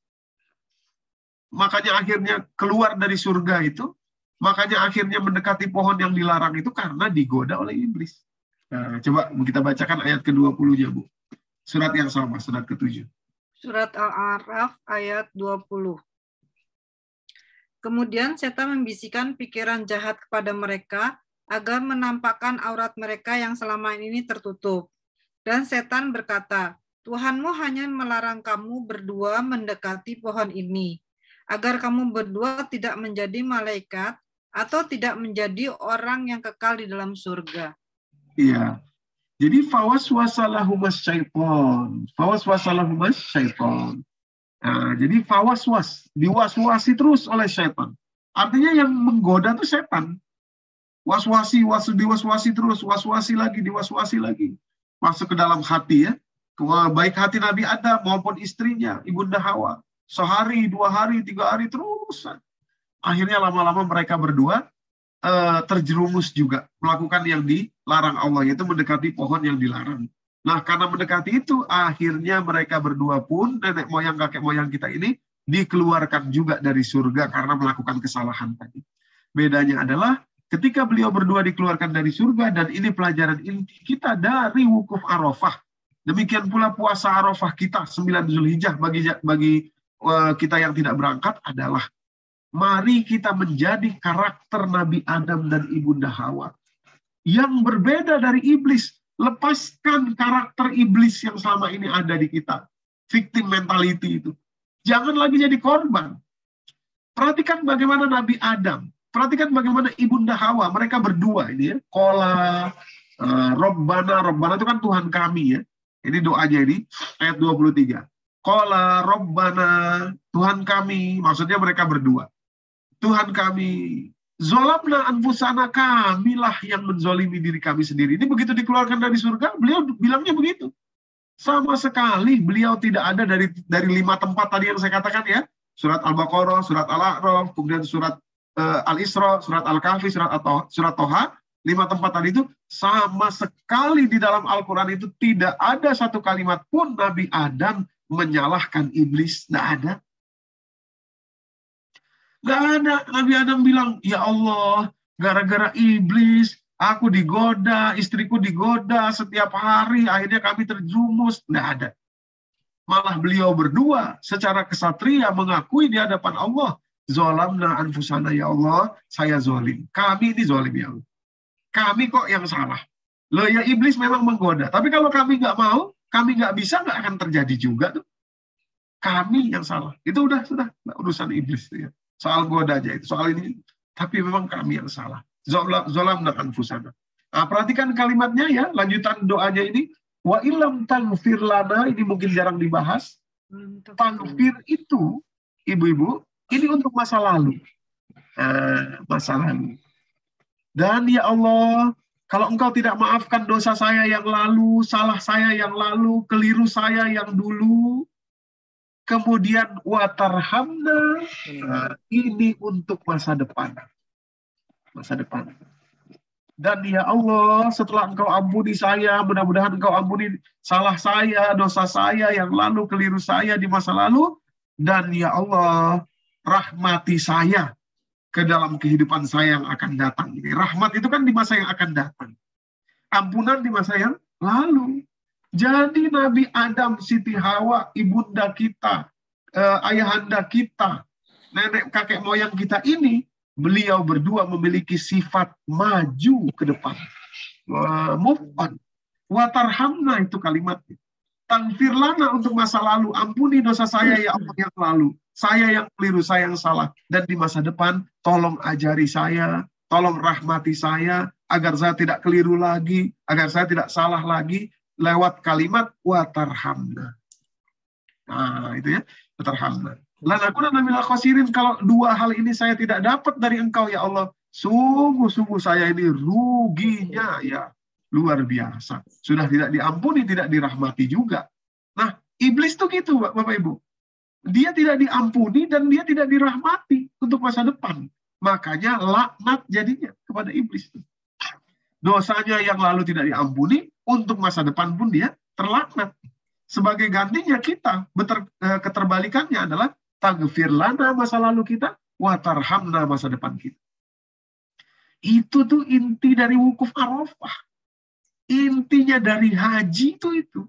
Melepaskan karakter victim. Kan gampang banget jadi victim, itu paling enak ibu-ibu. Ya paling sedep. Ada apapun tinggal nyalain orang. Gara-gara itu, gara-gara ini, gara-gara ini. Kenapa kok rumah tanggamu jadi gini? Itu istri saya nggak ngerti-ngerti orangnya begini. Wah, paling enak itu. Sama ibu-ibu gitu juga mungkin ya. Kalau kenapa kok rumah tanggamu jadi begitu? Suami aku nggak, orangnya aduh. Gitu ya. Jarang sekali orang ada. Kenapa kok rumah tanggamu begini? Saya salah, keliru aku. Mestinya aku gini, mestinya aku gitu, mestinya gini, mestinya gitu. Coba, benar nggak Bu? Jarang kita temui orang begitu ya. Kenapa kok anakmu sampai gitu? Lah itulah. Saya sudah begini, dianya nggak bisa begitu. Dianya nggak bisa. Padahal saya sudah begini, saya sudah begini, saya sudah begini. Yang ke depan itu victim semua. Victim semua.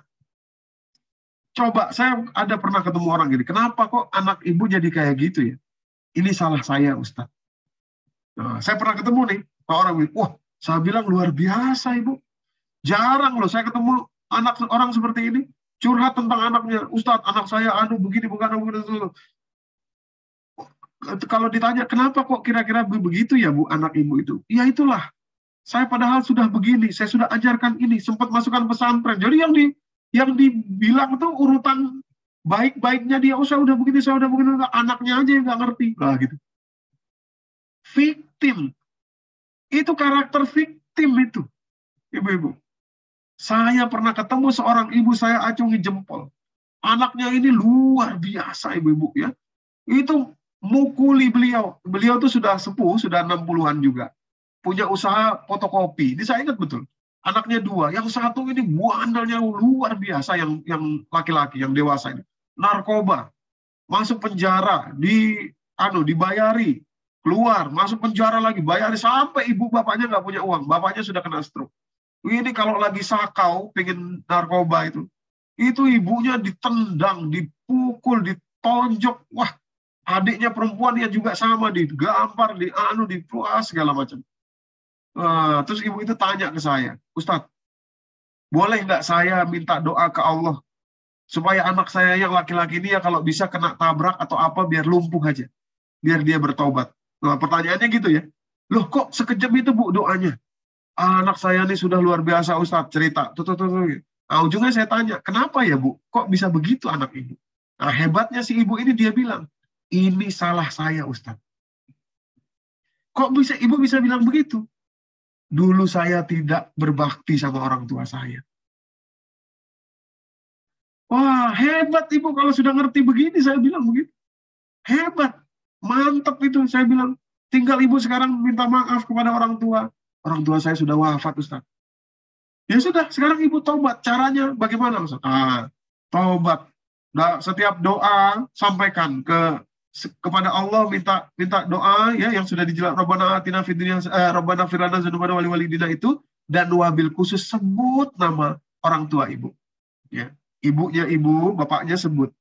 Pak, Bu, maaf ya, saya dulu begini, saya dulu begitu, saya dulu begini. Terus selama sholat, terus. Sampai kapan Ustaz? Sampai selama-lamanya lah.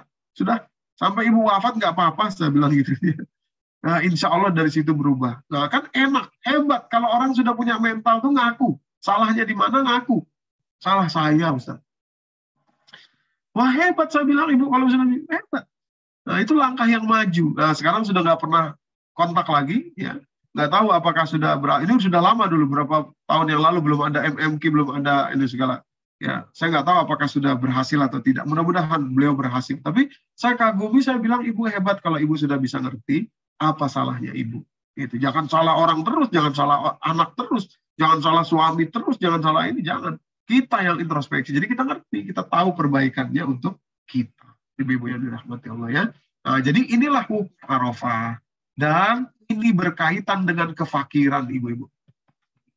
Bagaimana bisa begitu? Nah, ini yang akan kita saksikan di pentas sejarah dunia. Dimanapun itu, kalau orang ngikuti Quran, pasti dapat baiknya. Walaupun orangnya non-Islam. Karena Al-Quran itu surat kedua 185, ya, Al-Baqarah 185.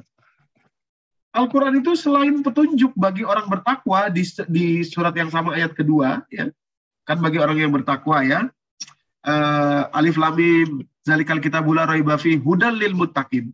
Petunjuk bagi orang yang bertakwa. Selain petunjuk bagi orang yang bertakwa, juga petunjuk bagi seluruh manusia. Syahrul Ramadan allazi unzila fil Quran hudal linnas, petunjuk bagi manusia.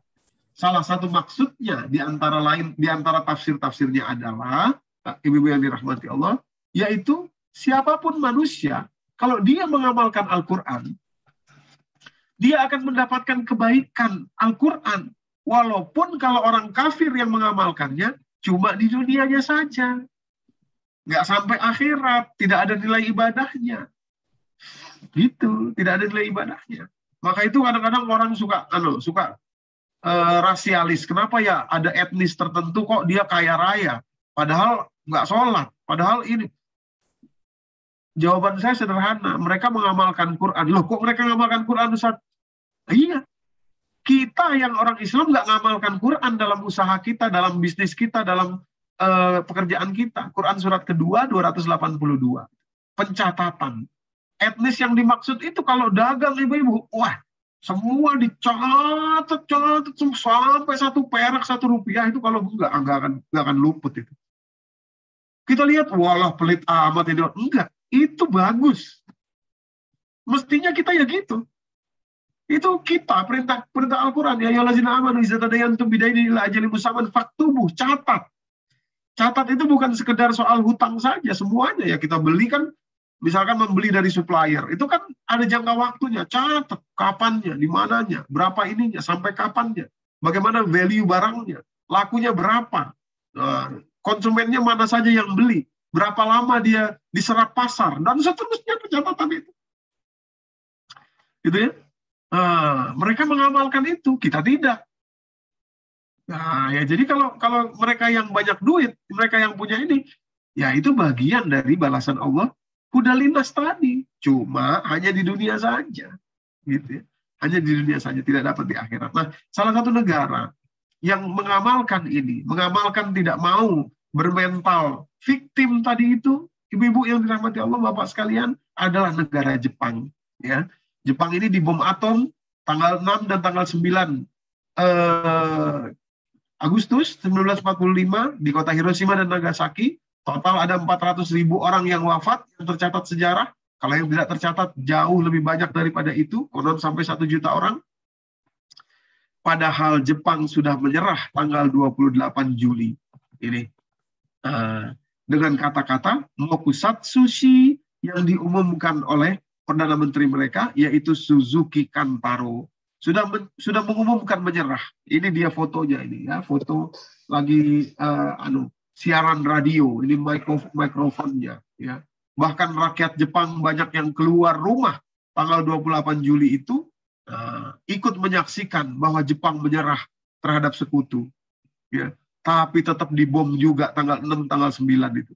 Sekian juta jiwa, sekian ratus juta jiwa, sekian ratus ribu, bahkan sampai 1 juta catatannya itu melayang, meninggal.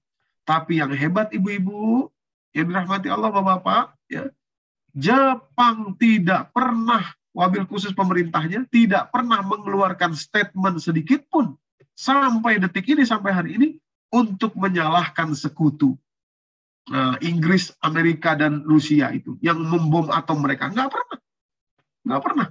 Padahal kalau mereka mau bisa. Kami dulu padahal sudah nyerah loh. Kok ya dibom juga? Sekian ratus ribu orang, nyawa rakyat kami melayang. Kami dizolimi. Wah, itu ya. Kami ini tidak adil. Tidak pernah, kita nggak pernah dengar itu dari karakter orang Jepang. Malah yang luar biasa, ya, kita dengar dalam sejarah itu, ya, begitu dibom atom, ya, keesokan harinya Perdana Menteri langsung mengumpulkan staf-stafnya, mengumpulkan kabinetnya, mengatakan, coba kita hitung berapa guru-guru yang masih ada. Kita mulai lagi, ya, membangun negara kita ini, Jepang. Jadi maju, move on.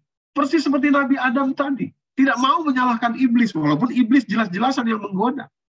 Penyebabnya iblis, tapi tidak mau. Memilih untuk maju, watarhamna. Maju, apa yang bisa kita perbaiki, apa yang kita bisa perbuat. Yang lalu sudah, salah, keliru di masa lalu, memang itulah kita manusia. Apapun bentuknya, silahkan, tidak masalah. Asal kita belajar, bertobat, belajar. Itu message-nya dari Wukuf Arafah, itu message-nya dari Idul Adha, dari 9 Zulhijjah, puasa kita, puasa Arafah. Itu. Jadi mestinya kita ke Arafah itu, apalagi haji ini ya, umroh misalkan, mengunjungi Jabal Rahmah, mestinya kita belajar ini nih, merenung di situ. Insya Allah Nabi Adam menanggalkan sifat karakter iblis, berganti dengan sifat kesatria, berdiri untuk diri sendiri, bangun, ya, maju, ya, tidak menyalahkan yang lain, tidak menyalahkan siapapun, bahkan tidak menyalahkan iblis. Saya nanti pulang Indonesia, saya akan mulai hidup saya yang baru. Wah, saya maafkan semuanya, gitu ya. Saya tinggalkan sudahlah semua. Mau siapa kek ini kek, mungkin kalau perlu datangi, ya. Adik ipar yang sudah 2 tahun nggak ngomong, umpamanya gitu ya. Ponakan yang menyakiti hati atau ini itu. Sudah maafkan, Dek, saya maafkan kamu, umpamanya gitu ya. Atau kakak kita, Mbak, saya maafkan, gitu ya. Mbak, saya minta maaf, atau saya pengen maju, pengen ke depan, tolong saya diajari. Wah, itu karakternya itu harusnya mestinya begitu, Ibu. Nah, maka itu dengan karakter seperti ini, ya, mau Susi dengan karakter seperti ini, Ibu, cara berpikir kita jadi ringan, jadi enteng, hati kita jadi bersih, jadi gampang kita memikirkan yang berikutnya, otomatis kesejahteraan tadi dekat dengan kita, seperti Jepang. Coba kalau ibu-ibu keluar rumah nanti, ya, habis ini keluar rumah, lihat di jalanan itu, kendaraan yang lalu lalang itu produksi mana itu semua. Coba. Kalau ibu-ibu sedang di pusat perbelanjaan, atau bahkan di masjid, parkiran kendaraan itu produksi mana 90%-nya itu? Oh, Jepang. Padahal kita, Indonesia ini, memulai di tahun dan bulan yang sama dengan mereka. Mereka mulai dari minus karena di bom atom. Kita mulai dari nol, kita sudah enak. Sudah ada beberapa infrastruktur dari penjajahan, seperti jalan, dermaga, dan lain sebagainya, pelabuhan, itu ya, yang dibangun oleh Belanda, itu ya. Zaman penjajahan Belanda. Jepang dari minus dia. Tapi dia sekarang menjadi negara sejahtera. Ya, kenapa? Kalau saya sekarang akan saya jawab dengan tegas, dengan lugas, karena Jepang mengamalkan Quran, karena Jepang memakai karakter Wukuf Arafah, karena Jepang belajar dari Nabi Adam, Siti Hawa menjadi ksatria. Walaupun mereka tidak sadar, walaupun mereka tidak tahu, walaupun itu hanya untuk di dunianya saja, tidak dihitung sebagai bentuk akhirat oleh Allah karena mereka tidak beriman. Loh, yang ironis itu kita yang punya Quran, kita yang puasa Arafah, kita yang Idul Adha, kita yang wukuf di Arafah, tapi kita tidak tahu pelajarannya tuh seperti ini. Yang kita tahu malah tadi CLBK, cinta lama bersemi kembali, asmara, itu jodoh, nah, itu ya. Di Jabal Rahmah itu kan ironis itu, ya, ibu-ibu, ironis sekali, jauh sekali. Nah, itulah kenapa kefakiran tadi disebut lebih dulu oleh Rasulullah SAW, baru kemudian zunub, ya, baru kemudian dosa, karena dekat sekali memang. Kalau karakternya ini kita pelajari, langsung bisa mengubah kita, ya, langsung bisa mengubah kehidupan kita, ibu-ibu yang dirahmati Allah. Ya. Oke, sekarang jam 10.42. Kita tanya jawabnya jam berapa, Bu Vivi? Jam 11 atau kita sudahi dulu nanti tanya. Ya, sekarang mungkin Mbak Susi, monggo Mbak Susi. Bu Susi ya, Bu Husnul. Ya, sudah selesai, Ustadz, tinggal tanya jawab ya, Ustadz. Oh, iya. Ya. Baik, kalau gitu kita cukupkan di sini. Talinya tuh ada di atasnya. Ya, kita cukupkan di sini supaya pelajarannya masuk buat kita ya. Nanti mudah-mudahan kita bisa amalkan 9 Zulhijjah nanti kita puasa Arafah sambil jamaah di sana wukuf Arafah, jamaah haji, kita renungi pelajaran ini. Ya, pelajaran kesatria Nabi Adam, Ibunda Hawa. Ya, siapapun kita, laki-laki, perempuan, suami apa istri sama. Ibunda Hawa mencontohkan dari sosok perempuannya. Nabi Adam mencontohkan dari sosok laki-lakinya. Ya, kita tinggalkan sifat iblis, victim mentality, kita ambil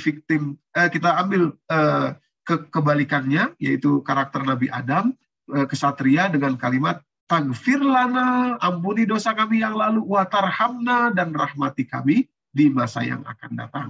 Demikian saya kembalikan kepada Ibu Susi tadi yang menjadi pembawa acara. Dari Taufik Walidayah. Assalamualaikum warahmatullahi wabarakatuh. Waalaikumsalam warahmatullahi wabarakatuh. Ustadz, ini izin untuk menyampaikan pertanyaan lewat chat ya, Ustadz? Ya. Ini pertanyaan pertama, izin bertanya. Dari keterangan Pak Ustadz tentang sholat syuruk, ada syarat sholat berjamaah sholat subuh untuk kaum perempuan. Boleh di rumah asal waktunya pas waktu setelah azan. Lalu berzikir atau mengaji Al-Quran, taklim lalu sholat syuruk 2 rakaat. Itu diperbolehkan, Ustaz? Boleh sekali. Nah, itu tadi seperti juga umpamanya kita itu kan istilahnya tuh ketentuan yang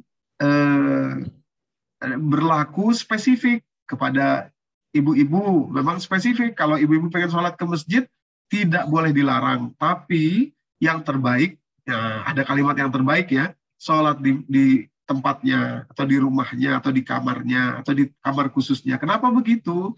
Karena dulu hadis itu di tempat di sana ketika itu kondisinya fikul waqi'nya adalah kondisi saat itu tidak aman bagi perempuan untuk keluar karena mungkin gelap dan lain sebagainya. Lah zaman sekarang ini mungkin ibu-ibu ada anak, ada suami ke masjid, yuk ngikut naik mobil umpamanya, itu aman monggo. Tapi kalau tidak bisa ya di rumah bisa. Nggak masalah, asal waktunya sesuai. Jadi umpamanya gini Bu ya, saya jelaskan lebih jelas lagi. Umpamanya ibu bangun tidur kok sudah nggak kedengeran, sudah lewat 20 menit dari jadwal sholat umpamanya. Kalau sekarang subuh di Jakarta jam 4 lewat 40 sekian lah ya. Kok sudah lewat nih, jam 5 lewat 10 saya baru bangun. Terus saya sholat subuh, apakah masuk kriteria syuruk? Tidak masuk. Karena sudah lewat waktunya, tidak lagi jamaatin gitu loh. Nah, tapi kalau ibu bangun, orang masih azan gitu, kedengeran azan, cepat-cepat wudhu, kemudian orang sudah qomat umpamanya, ya sesuai dengan di tempat kita tinggal ya, kemudian sholat. Di masjid kita sholat, di sini sholat, selisih-selisih berapa menit. Kemudian ikuti terus diam di tempat berzikir sampai waktu syuruk. Nah, itu masuk kepada syaratnya atau kepada pembahasan hadis tadi mengenai isyraq. Demikian, Bu. Ya, baik Ustaz. Ini pertanyaan kedua Ustaz. Ya. Assalamualaikum Ustaz, doa yang dirahmati Allah. Jadi merujuk dari jika apa yang disebutkan lebih dahulu dalam Al-Quran adalah hal yang dinilai lebih penting, maka bagaimana jika kita berdoa, apakah kudu disusun sedemikian rupa mana yang lebih prioritas didahulukan ya? Iya. Yes. Tapi mengapa sering kita mendengar misalnya doa sabu jagat itu justru diletakkan di akhir doa. Mohon pencerahan Ustadz gitu. Oh, kalau doa tidak demikian, Ibu-ibu. Kalau doa tidak, jadi hanya kepada membuka pemahaman dalam tafsir Al-Quran dan demikian pula dalam mutola'ah hadis. Jadi tidak kalau doa nggak sama, tidak demikian. Bahkan kalau doa itu yang belakang itu adalah yang kita simpan gitu ya, karena itu doakan langsung kepada Allah. Justru dicontohkan di dalam Al-Quran itu, misalkan doa Nabi Ibrahim misalkan ya, nanti kalau Ibu buka surat kedua, mulai dari ayat 126 itu doa Nabi Ibrahim, nanti berujung di 129. Nah, 129 itu yang paling penting doanya. Jadi berurut ya, yang paling penting justru ditaruh di belakang. Tadi itu hanya yang saya katakan di awal yang pengaruh awal dan akhir, mana yang itu pada teks Al-Quran dan beberapa hadis-hadis yang sahih dari Nabi SAW. Demikian. Ada Ustadz, yang selanjutnya adalah kalau haji itu sendiri sebaiknya 1 kali atau lebih dari 1 kali, Ustadz? Merujuk kepada yang dicontohkan Nabi SAW, ya 1 kali saja. Karena beliau juga mencontohkannya demikian. Kalaulah 2 kali atau semakin banyak semakin baik, pasti dilakukan oleh Rasulullah. Nah, Rasulullah tidak melakukan itu. Artinya memang 1 kali sudah cukup, ya sudah bagus. Kita dapat sudah istilahnya ya menggugurkan kewajibannya dan juga dapat mencontoh Rasulullah. Bahwa Rasulullah juga haji hanya 1 kali saja. Selanjutnya Ustadz. Ya. Apakah tempat antara Ka'bah dan Makom Ibrahim bukan termasuk area tawaf? Tempat antara maksud Ibu tuh yang celahnya ya. Jadi Makom Ibrahim kan ada jarak gitu ya. Ada jarak itu. Nah, itu sebetulnya area tawaf juga. Dulu ya, saya pernah juga dulu membahas ini sedikit. Dulu Makom Ibrahim itu nempel dengan Ka'bah. Maka itu kalau dibuka ayatnya, Quran surat kedua ayat 125, coba kita bacakan ya. Mau dibacakan Bu, 125 dari surat Al-Baqarah.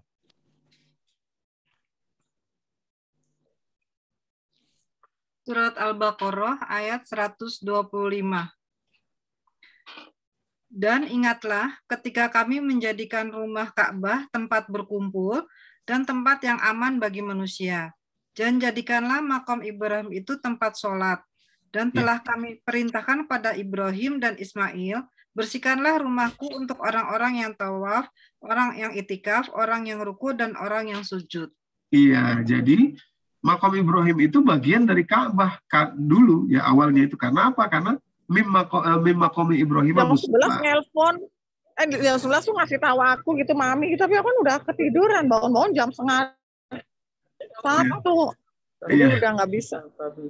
Iya, jadi makam Ibrahim itu bagian yang dijadikan tempat sholat. Makom Ibrahim musola. Ya, jadi awalnya itu memang nempel dengan Ka'bah. Kemudian di zaman Sayyidina Umar itu terjadi pergeseran, digeser ya. Untuk sebab apa? Yaitu banyak yang berspekulasi. Ya, tapi intinya adalah ketika kita tawaf sebaiknya kita berada di belakang makam Ibrahim. Kalau tidak gimana Ustadz? Bisa juga sebagian beberapa ini perbedaan yang pembahasannya amat mendalam ya. Jadi saya pikir tidak perlu kita bahas lebih dalam karena cukup bagi para ahli fikih saja ya, para ahli fikih saja. Nah, saya juga tidak tertarik untuk membukanya karena banyak juga yang bukan banyak, karena tawaf itu juga bisa dilalui di antara makam Ibrahim dan Ka'bah. Jadi kan ada jarak antara makam Ibrahim dan Ka'bah itu ya. Nah, itu juga bisa dilalui tawaf dan juga bisa dijadikan sholat. Jadi sholat juga bisa di situ menghadap ke Ka'bah, tapi membelakangi makam Ibrahim gitu ya. Nah, itu perdebatan yang saya pikir tidak perlu kita bicarakan sebagai orang awam. Kalau di antara ahli fikih boleh kita membicarakan itu. Tadi dalilnya, kemudian kata perkatanya ya, bagaimana ininya dan seterusnya, dan perbedaan para ulama dalam membahas. Kira-kira demikian. Ini satu lagi Ustadz yang dari chat. Ya. Jadi doa yang boleh kita minta apa saja ya Ustadz? Loh, boleh minta semuanya. Monggo silakan Ibu minta umpamanya. Tadi mungkin ini merujuk kepada misalkan anak kok belum dapat jodoh umpamanya. Apa nggak boleh Ustadz minta jodoh anak? Ya boleh. Setiap saat silakan, bahkan sendal kita hilang juga kita ngadunya sama Allah. Sendal, ya Allah, sendalku hilang, ya Allah silakan. Tapi bukan hanya itu, jangan hanya itu, karena itu kecil sekali. Karena itu remeh sekali. Jadi kita mesti dapat sampai yang dalamnya ini. Istilahnya gini Ibu-Ibu ya. Ada orang, umpamanya orang kaya sekali. Dia ngasih kita tuh mobil Alphard misalkan. Nih, Doni mobil Alphard nih, harga 1 sekian miliar. Nih, kasih kamu. Mobil ini mau kita apakan? Apakah kita mau jadikan dia angkutan kota? Nah, kita narik jadikan angkot umpamanya. Ayo angkat terminal pakai itu. Nggak layak loh. Mobilnya semahal itu dan dikasihkan untuk kita. Nah, demikian pula hal ini. Jadi kita boleh berdoa apapun yang kita inginkan kepada Allah, hajat kita semuanya kepada Allah. Tapi jangan hanya itu. Nah, kita masuk ke dalam intinya semuanya. Ya, termasuk yang paling mahal ini. Kan rugi kita kan? Kalau kita kehilangan yang mahal ini, sementara dapatnya cuma yang remah-remahnya saja, yang hancur-hancurnya saja gitu ya. Kan sayang sekali. Nah, jadi bukan berarti tidak boleh. Boleh. Berdoa seperti itu boleh. Jodoh yang hajatnya anak belum nikah, apa cucu belum ini, belum punya, boleh. Kepada Allah lah, kalau bukan kepada Allah, kepada siapa lagi kita. Tapi jangan hanya itu. Ya, intinya itu justru yang mesti kita juga dapatkan. Demikian kira-kira. Baiklah, Bapak-Bapak, Ibu-Ibu yang dirahmati Allah. Kajian kita pada siang hari ini telah sampai kepada akhir. Mbak Susi, maaf, itu Bu Reni masih ada resken tuh Bu Reni. Oh ya. Oh ya, maaf ya. Silakan Bu Reni. Boleh ya, boleh ya. Moga-moga masih ada waktu, monggo. Ya, alhamdulillah. Barakallah. Terima kasih Pak Ustadz Doni, luar biasa, masya Allah. Saya itu berkali-kali Pak Ustadz, membuka Quran surat Al-A'raf ayat 19-20 itu ya. Jadi bahwa iblis di sini merayunya justru lintasan pikiran jahat kepada Nabi Adam itu agar menampakkan aurat mereka yang selama ini tertutup. Dan setan berkata, Tuhanmu hanya melarang kamu berdua mendekati pohon ini agar kamu berdua tidak menjadi malaikat atau tidak menjadi orang yang kekal di surga gitu ya. Jadi maksud saya gini, Tuhan itu melarang Nabi Adam atau Allah itu melarang Nabi Adam supaya tidak mendekati. Tapi si setan itu justru langsung supaya dia membuka auratnya. Nah, sepertinya begitu ya yang saya tangkap gitu. Tapi walaupun berikutnya kemudian ada keterangan bahwa harus mendekati karena kamu tuh kalau tidak mendengar itu tuh supaya kamu tidak menjadi malaikat yang abadi di surga. Gitu kira-kira begitu. Jadi maksud saya tadi gitu yang sudah ditangkap ya Pak Ustadz ya. Di ayat 19 dan 20 itu.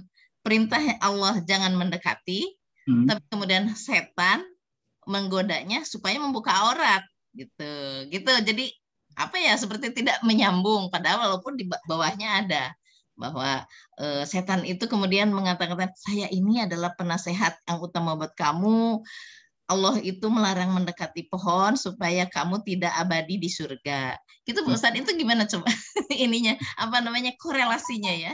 Oke.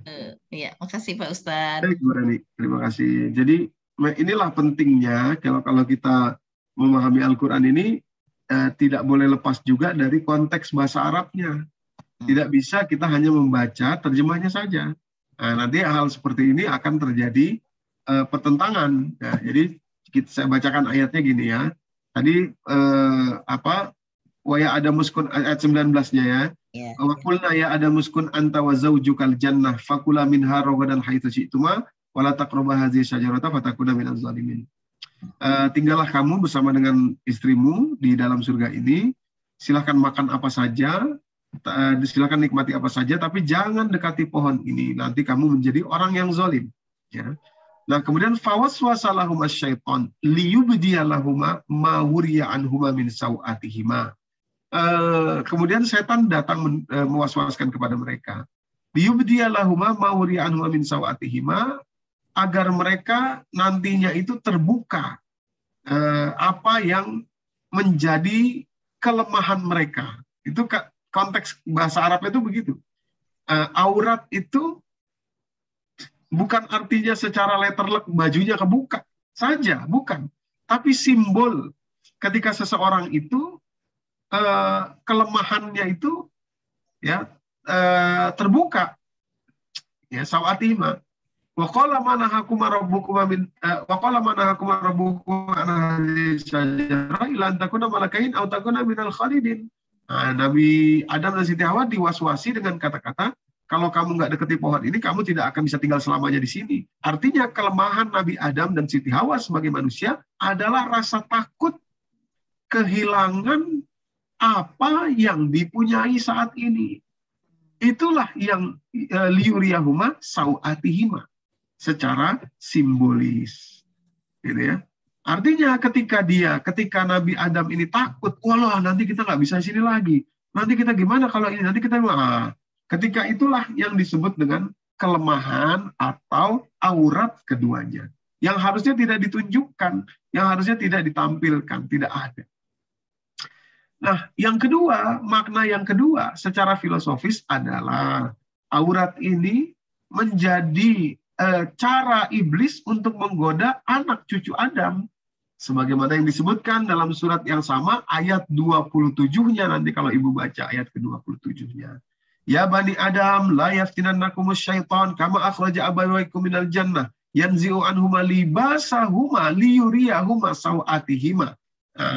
Wahai anak Adam, jangan sampai setan berhasil menggoda kamu sebagaimana menggoda kakek moyangmu dulu, yaitu dengan membuka aurat keduanya sehingga terlihat aurat kedua. Jadi ada spesifik untuk kita anak cucu Adam. Dan itulah yang terbukti sekarang, bagaimana kerusakan yang paling utama itu di data internasional itu sebetulnya bukan dari narkoba, bukan dari alkohol, bukan dari apalagi itu ya, yang lain-lain.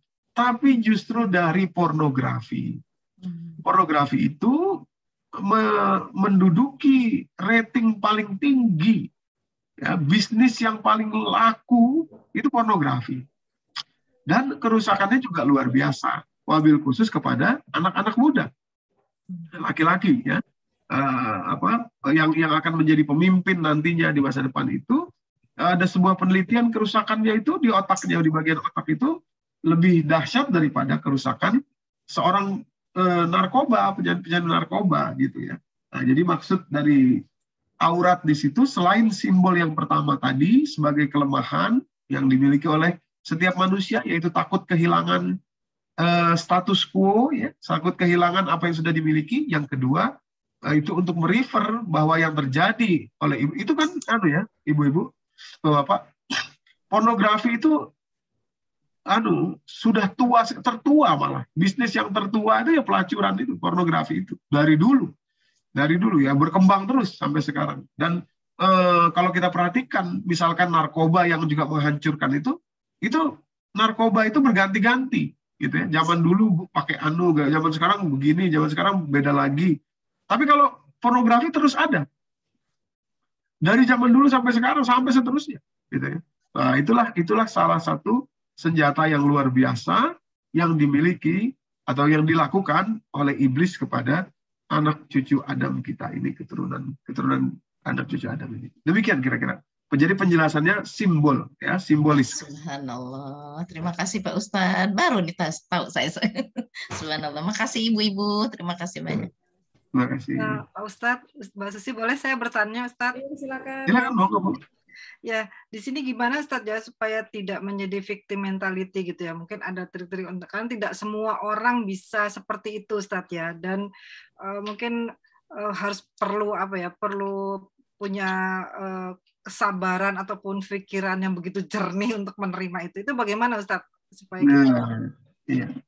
Jadi sebetulnya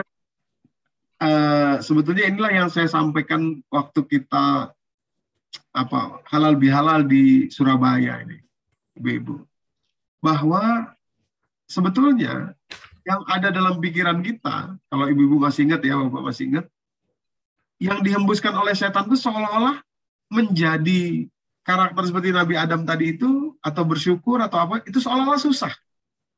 Padahal kalau kita perhatikan kalimatnya, surat ke-7 tadi ya, ayat ke-17 itu. Jadi kan kalimatnya begini, Tsumma la'atiyannahum min baini aydihim wa min khalfihim wa an aymanihim wa an syama'ilihim wa la tajidu aktsarahum syakirin. Saya akan datangi mereka dari depan, belakang, kiri, kanan, dan mereka tidak akan bersyukur. Jadi setelah didatangi dari kiri, kanan, depan, belakang, baru nggak bersyukur. Baru nggak bisa. Jadi sebetulnya, nah pesannya adalah sebetulnya dasarnya, aslinya kita, originalnya kita, Bu Vivi dan Bapak Ibu yang dirahmati Allah, adalah bersyukur. Adalah tidak mau jadi victim, aslinya. Cuma iblis kemudian mendatangi depan, kanan, kiri, belakang, itu sehingga kita sulit. Maksud saya, begitu kita mudahkan diri kita, ingin kembali, bukan kan seolah gini ya, saya harus mencapai derajat itu tuh, derajat yang sana tuh. Seolah-olah kan jadi kayak jauh gitu. Itu membuat subconscious mind kita atau pikiran bawah sadar kita mengatakan ini susah.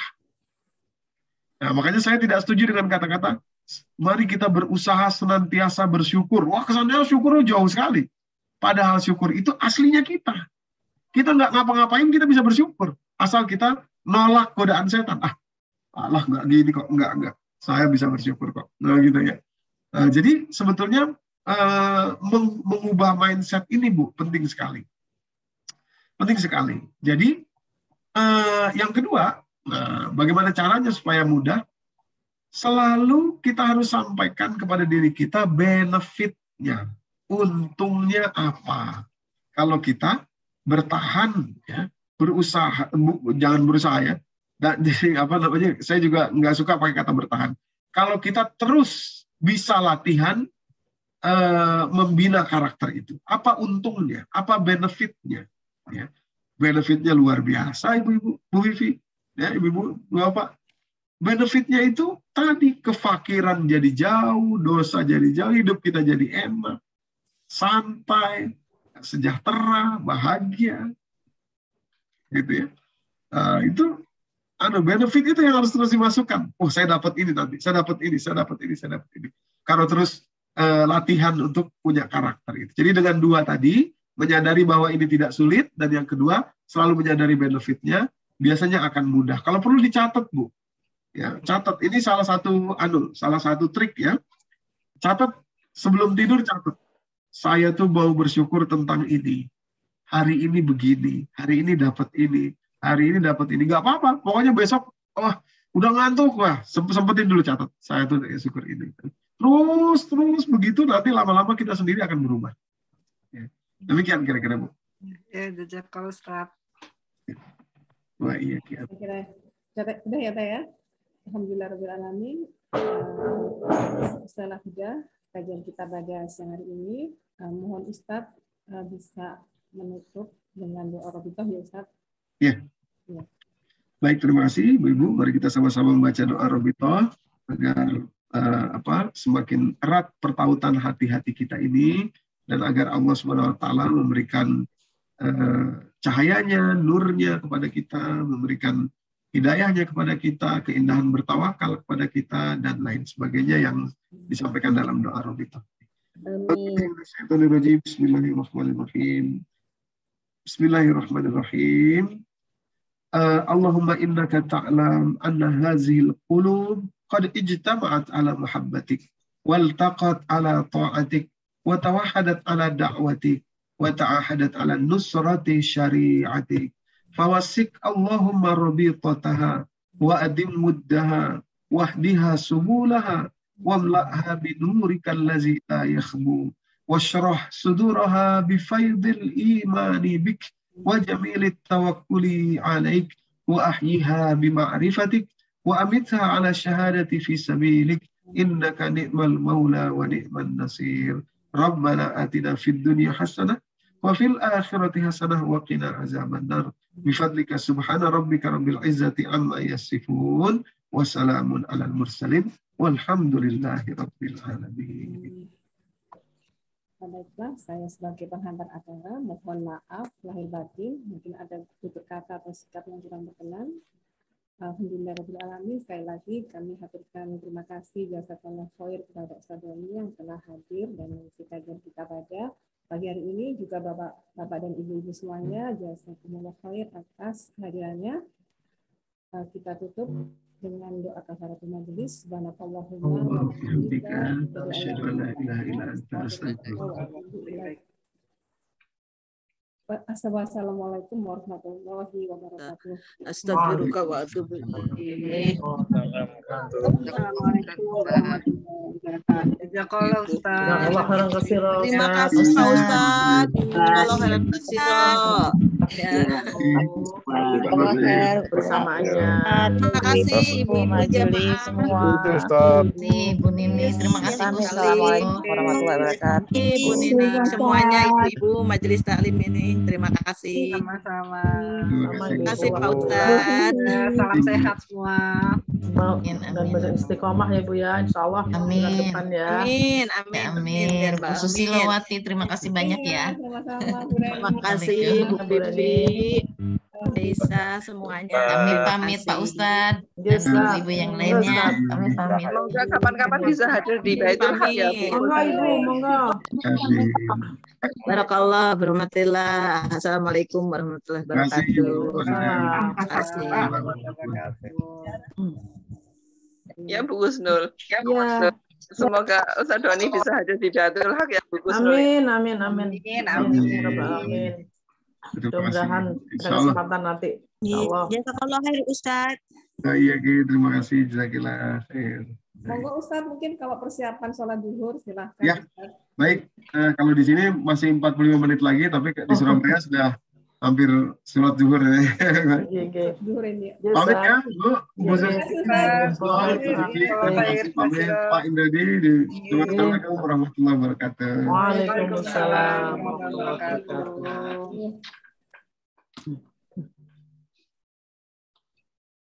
Izin live nggih Mbak Vivi. Ya, Mbak Erni, terima kasih. Hadirannya Mbak Erni. Amin.